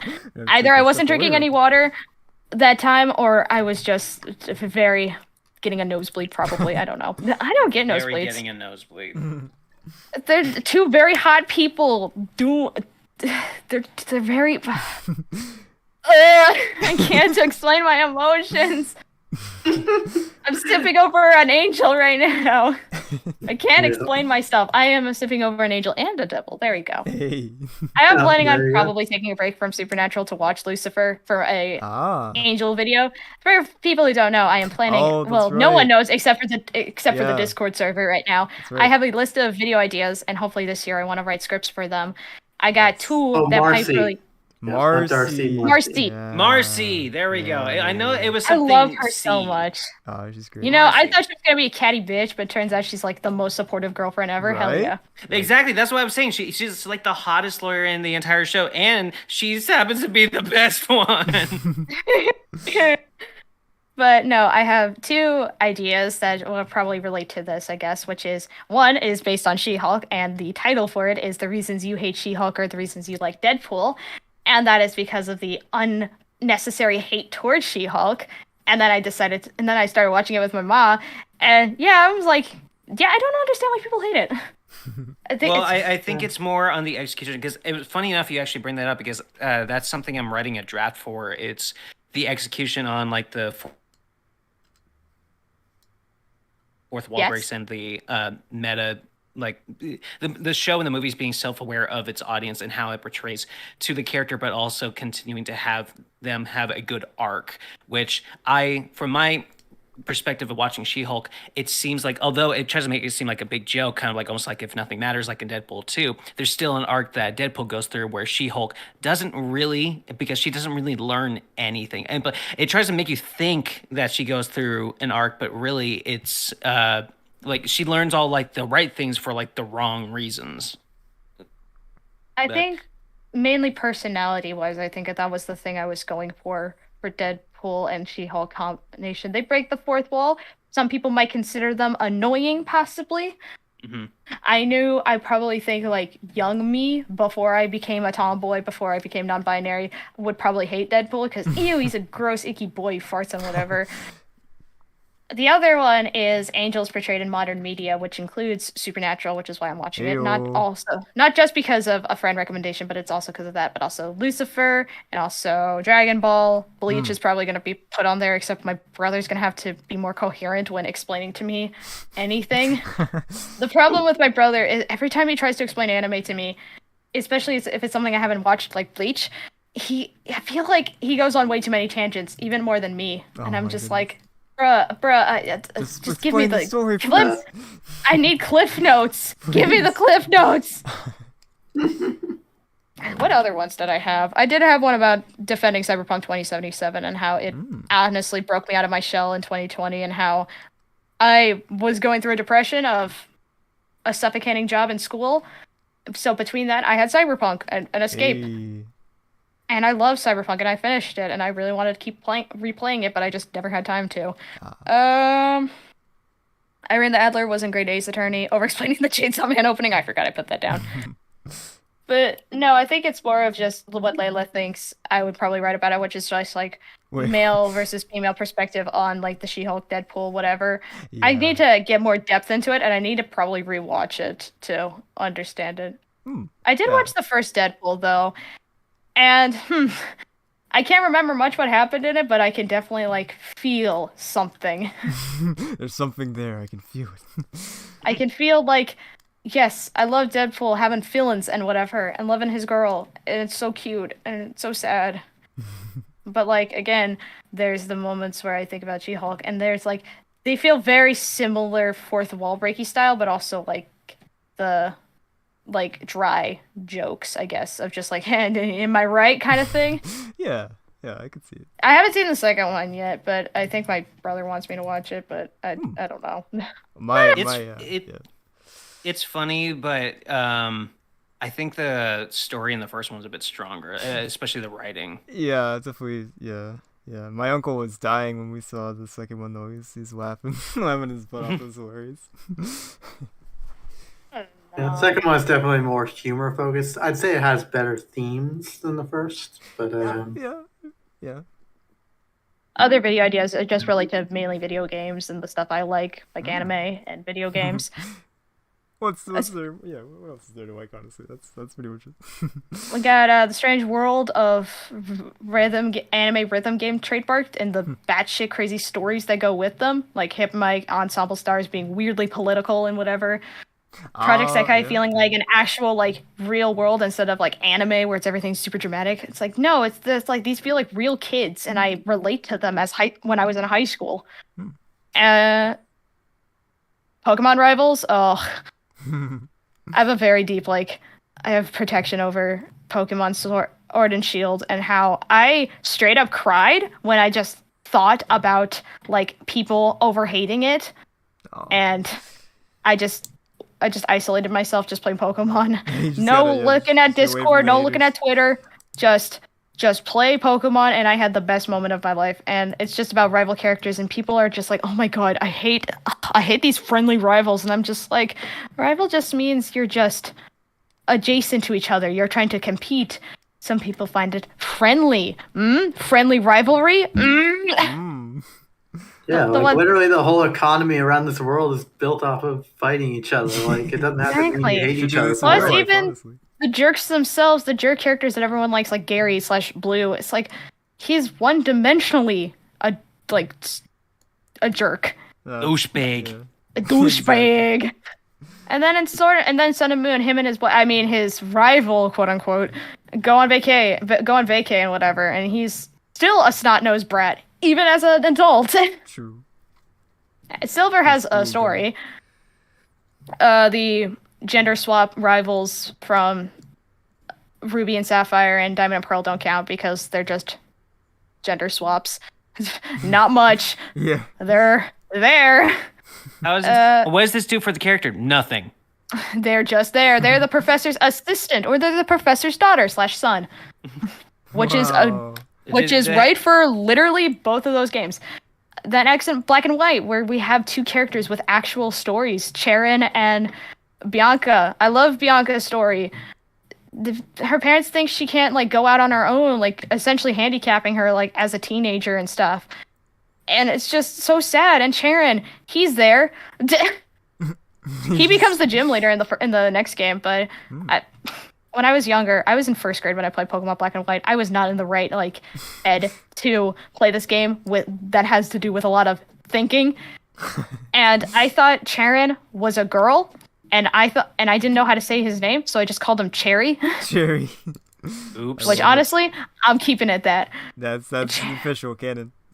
X and Y, this just feels. I played it for an X and Y Nuzlocke, and there's too many characters, and I feel like a lot of characters get forgotten, and I think they get more, development in the anime than the actual game itself, which is Tierno and Trevor especially. Caleb and Serena don't count because, again, that's the gender-swapped rival. They're the boring, I'm going to complete the Pokédex and do the gyms, like you! And Sharna is just, she's just so sweet. A bit annoying, but, like, she's nice. She means well. Sun and Moon, Hao, I don't care what people say. I love Hao. Hao is magical. I love him. He's just... He did undersell, exaggerate Malastatos, though. Malastatos, though, are a bit disappointing. I went to Hawaii for, like, Christmas vacation, essentially. Oh. And there was a Starbucks in our hotel that sold Malastatos, and I'm going to assume that Malasato was sitting there overnight. Oh. It had coconut filling in it, and it didn't really taste like much except, like, fried bread. Ooh, I was like, that's disappointing. tastes a bit disappointing. Dang. So he kind of oversold Malasatos, but other than that, I love how... It was weird going to Hawaii and watching someone play Persona 5 because I don't own a PlayStation. I was watching someone play Persona 5 because Joker got in Smash. And I was like, you know what? I'm going to check out the Persona series now. And they were on the arc where they go on vacation to Hawaii for like a school trip and whatever. And we were on the same island as that like group. And I was like, like a Persona. Oh my god. Persona, baby. I'm living in the Persona. I'm not a cringe Persona fan. I'm just like I like Persona and I love its characters a lot. It's like just cool it's a lot of thinking. That's another. Oh, I forgot to write that one down. Each 3, 4, and 5 because 2 and 1 we don't care about.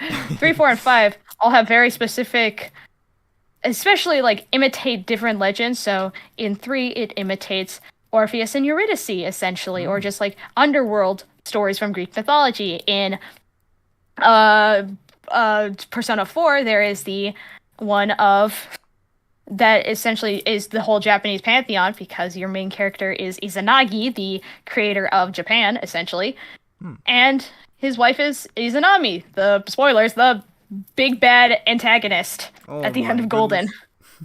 And then in Persona 5 it's all the gentleman thieves but also like false hope, and I love it that it's the Holy Grail because that's hilarious. And also Royal with a Cthulhu big bad antagonist this time. Hey, there you go. It's the technically god of like curiosity or stupidity or whatever.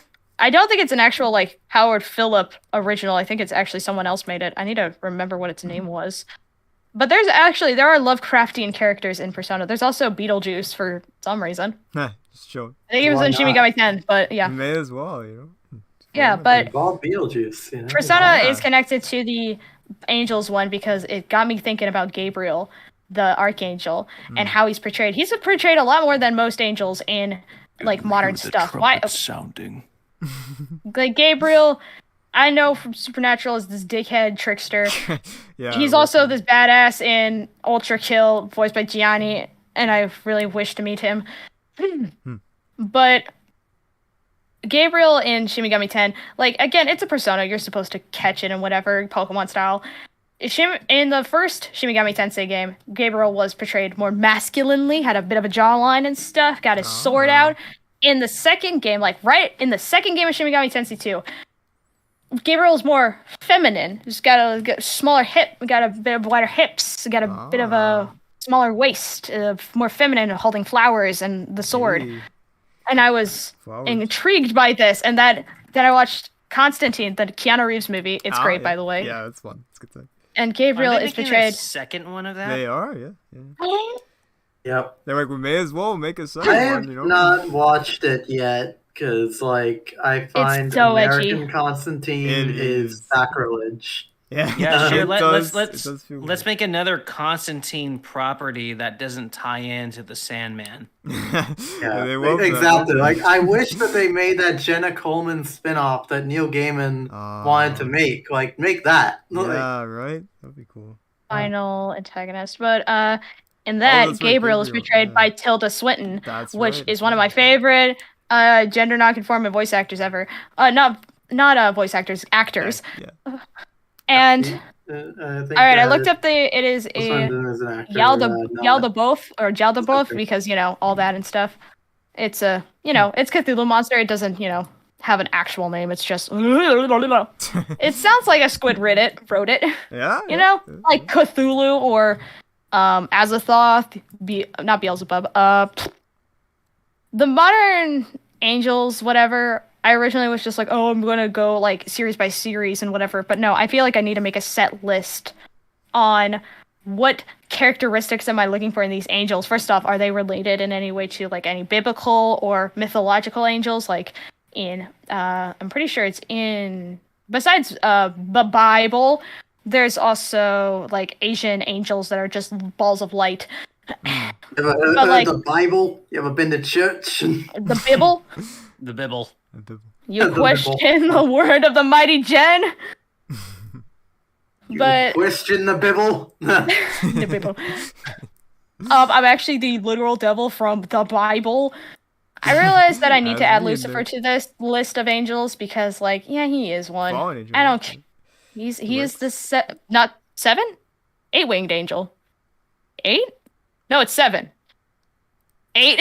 I don't know. That's there a 7-winged angel. angel. One of those ones. He's a multi-winged angel that fell to heaven because God liked his humans more than his actual children, his other kids. Anyway, all angels are multi-winged angels. They all have 2 wings. Yeah, that's true. Yeah, that's true. Yes, but Renaissance and human form and whatever, vessels and whatnot. What I was looking for when I was like brainstorming with my brother was like powers, like what kind of powers can they do and whatever. I can really only go off of supernatural, like, oh, they can like exorcise demons just by touching them, put people to sleep, like just essentially instant transmission themselves, essentially flying. And then there's my brother's one for Bleach. I forgot what they're called. Not the Quincy's. It's some other Bleach thing that they're essentially angels, and there is a heaven in Bleach. And then he kind of went off track, and I was just like, okay, can we go back to the thing you were talking about? Lucifer, I need to rewatch. I need to watch it back again. I miss him. Guys, I miss my wife. Anyway. Omnipotence, because a lot of angels are usually there to give you a message. How, like, smart are they? It's mainly about, like, human culture, because there's a lot of angels, from what I've seen of Supernatural, who are very confused about human life, aka Castiel. And then there's the others who are omnipotent, and they just know all, because they see all and whatever. There's also just like portraying of specific ones, aka Gabriel, the other archangels, Lucifer, maybe literal God, but probably not. That's just the idea. And then I had an idea between that started it all. Yo, what if I just got all these angels together to try and fight me? This eldritch monster beyond mortal comprehension, fighting a bunch of angelic beings. That'd be pretty sweet. That's just like an in-betweener, but I'm not an animator, so no. The Gabriel from Ultra Kill. Does anyone play Ultra Kill or know of Ultra Kill's existence? No. I'm familiar with its existence. It's Yeah. it's Doom but faster. That's a good way to explain it. Doom Okay. faster.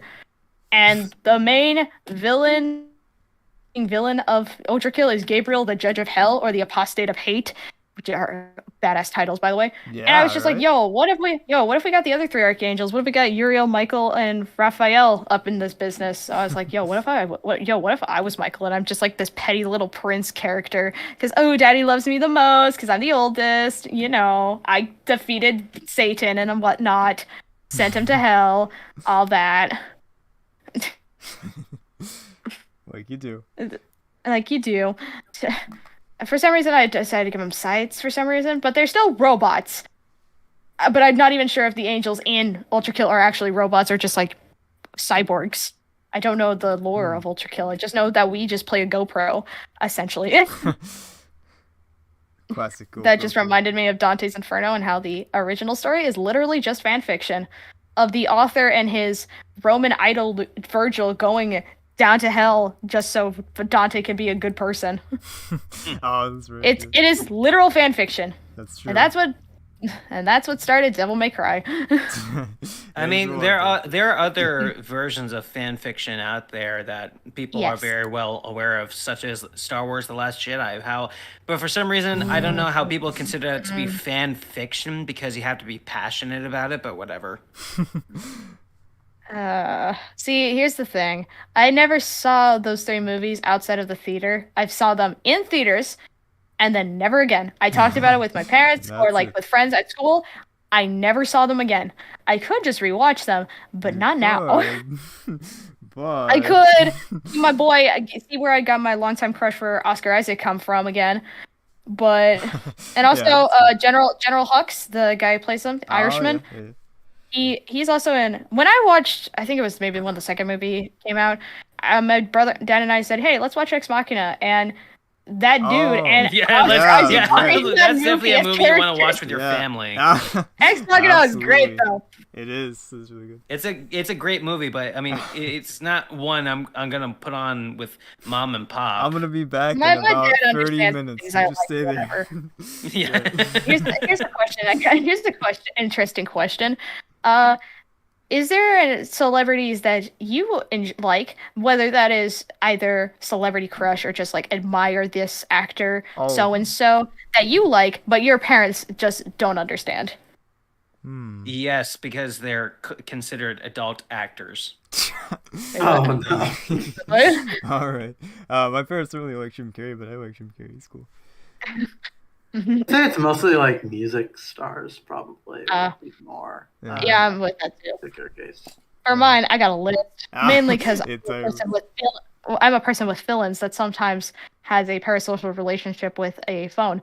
No, that's not dark. I got up my list. It's Pedro Pascal, Norman Reedus. I really liked him in Death Stranding. I don't know if I want to watch Walking Dead though, because my friend told me, "Do you want to watch a series where the main character dies? Then you should probably just stop watching once they die." You're out of there. Yeah.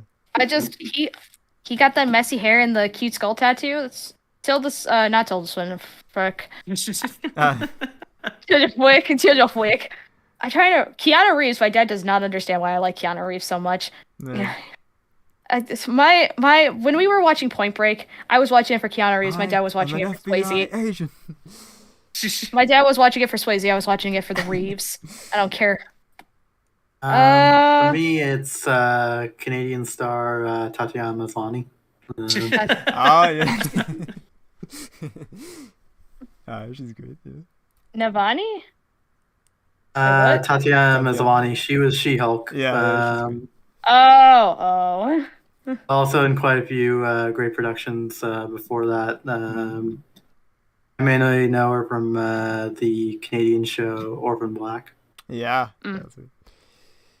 I don't think I've seen her anything outside of She-Hulk. She might have done.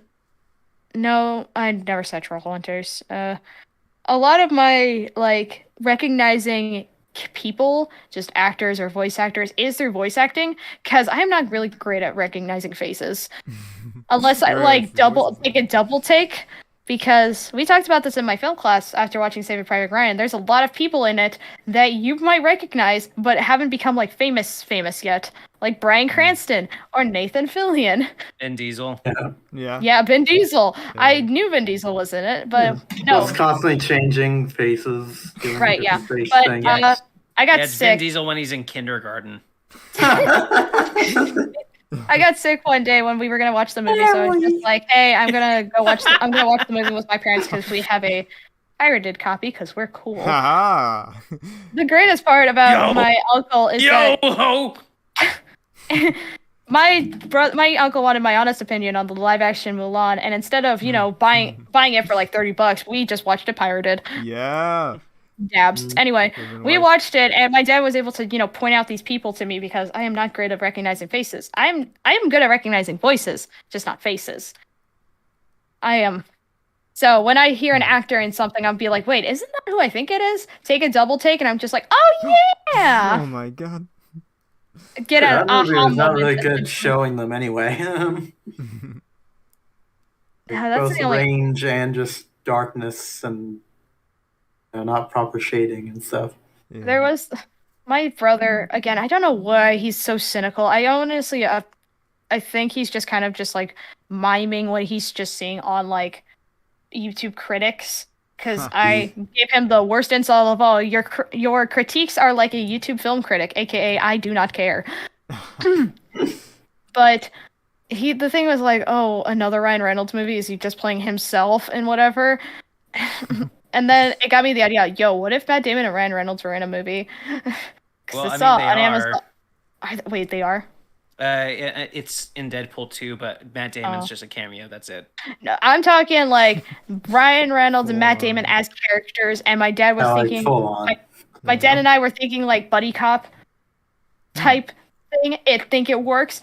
So Matt Damon's the bad cop and Ryan Reynolds the good cop, like maybe a stoner type. I don't know. But after I just saw like the poster for the Ryan Reynolds Will Ferrell movie, whatever on Amazon. Oh and yeah, I was just that like, was yo, the what- Christmas Carol that I watched this year. Well, it was last year. Scrooged was weird. Carol for Another Christmas. I think it's on Amazon for free, but like it is it's a deep. It's not following just any normal Scrooge. It's not following an Ebenezer Scrooge. It is I gotta Well, find it the sorta does, but yeah. his name is not Scrooge. Oh wait, no, it's on HBO Max. Never mind. Yeah, Rod Sterling did the is the guy, the Twilight Zone man himself. It's a very sad, deep cut, taking place after World War II. It's just and also Mr. Lovejoy is in it. Dr. Strangelove, sorry. Peter Sellers. Yes, Lovejoy. Mr. Lovejoy. Lovejoy. Mr. Lovelace. Lovejoy. I'm thinking of a lot of love blank like last names because I know there is one. It's Lovelace. I think she's a mathematician. Anyway. I used to do that. I used to just write essentially Twilight Zone like episodes, but that was because of Magnus Archives, which then inspired me to become a horror writer because of Magnus Archives, which is a great podcast that you should listen to. And it's Eldritch, essentially, entities come to the world and such. And it's deep, it's very spooky, and even if there's nothing to look at, listening to it, it's the sound design is top notch. It knows what it's doing. Ew.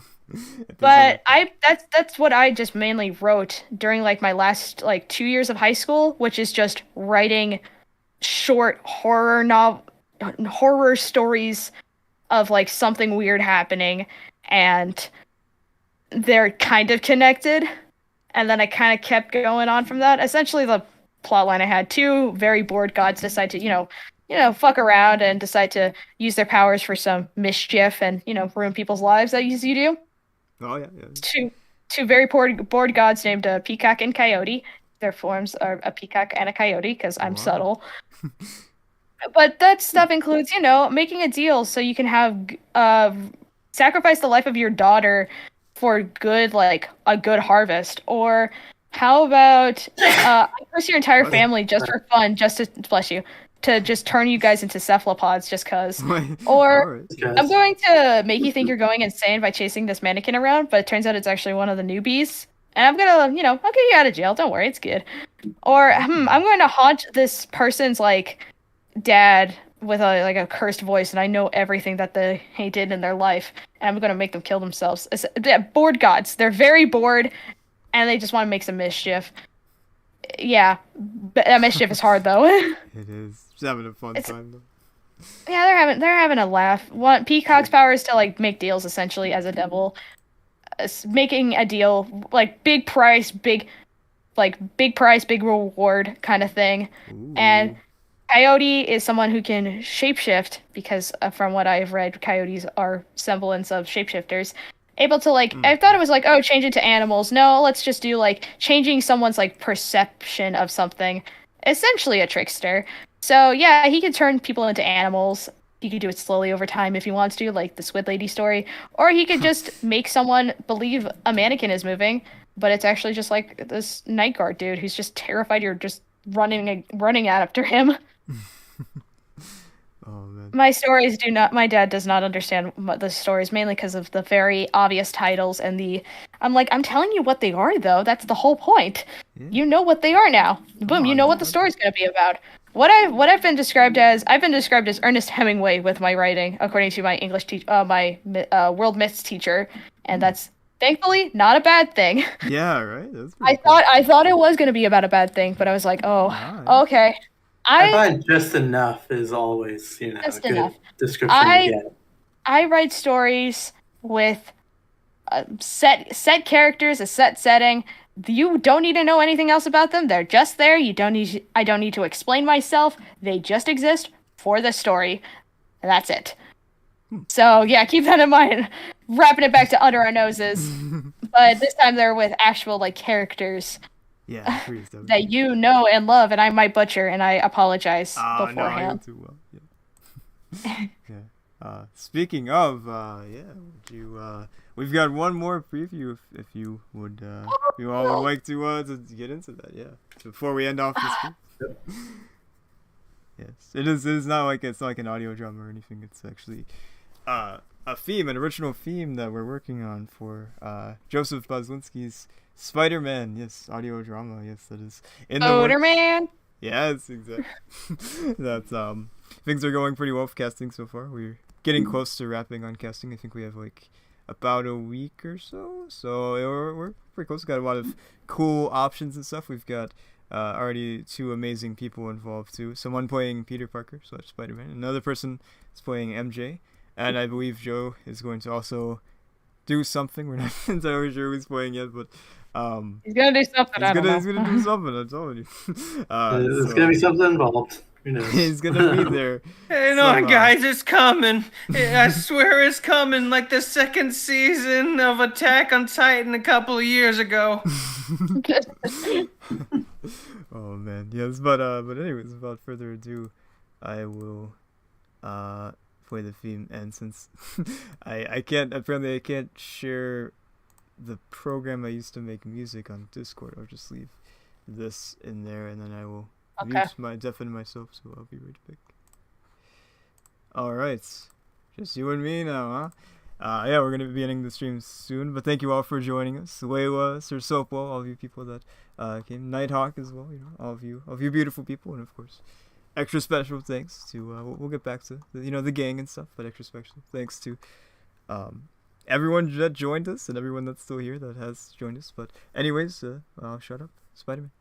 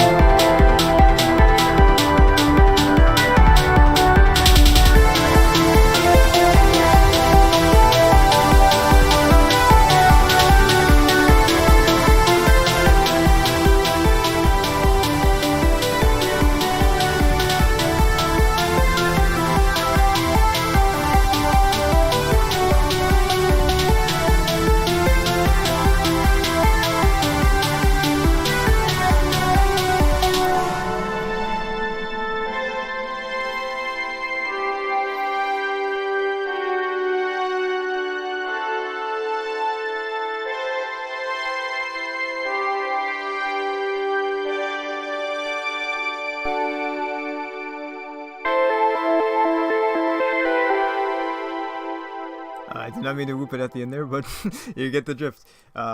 Yeah. So yeah, that'll be our main theme. It's sort of like basically, like if you will, the groundwork for the main theme. So you'll hear like pieces of that theme modified and spliced and placed other places throughout the soundtrack. So that's sort of just the general theme, things to pull from. You've got the slower part, you've got the more action-packed part, you've got like this sort of ending that's, sort of a reference to, classic Spider-Man themes and stuff. But yeah, I'm going to hop back in. Yeah, there we have it. All right, so let me undeafen myself. And alright, hello. Alright, yeah, there we go. Spider-Man, yes, very much looking forward to, getting that series. I think I missed it, but did you say this is an original score? Yes. Nice. Yes. Why, thank you. Yes, I was really surprised hearing it. Why, thank you. Yes. Yeah, that really, going to be hopefully most, if not all, of the first episode, and hopefully going forward too, we'll have original score. This is our first original score we've had for a project so far, which is going to be super fun. We're going to tailor make this soundtrack to fit specifically the scenes and the characters and stuff, so you won't be hearing, like, oh wow, this theme is great. What movie is this from? Stuff like that. So it's yeah, it's going to be fun. Very much one that doesn't exist. Yes, exactly. So yeah, there we go. But yeah, I guess that pretty much does it. I'm not sure where Noodle went. I'm not sure if they're coming back or if they have gone for the night. But thank you everybody for watching. Hope you've enjoyed this live stream. It's always so much fun doing these. Definitely gonna do another one soon. So yes, and thank you of course to everyone that has joined us and everyone that's still here that has YouTube. Thank you very much for joining in the live stream. You better have liked this if you're listening to it. We'll find you if you didn't. Yeah. I pleasure to be a part of it all. Yes. Hope you all enjoyed. Yes, so much fun. Yes. So yeah, thank you everybody, and we hope you have a great night or wherever you are. Great day or something. One of those things. I don't know. Anyway, that's all we've got for today. Go away now.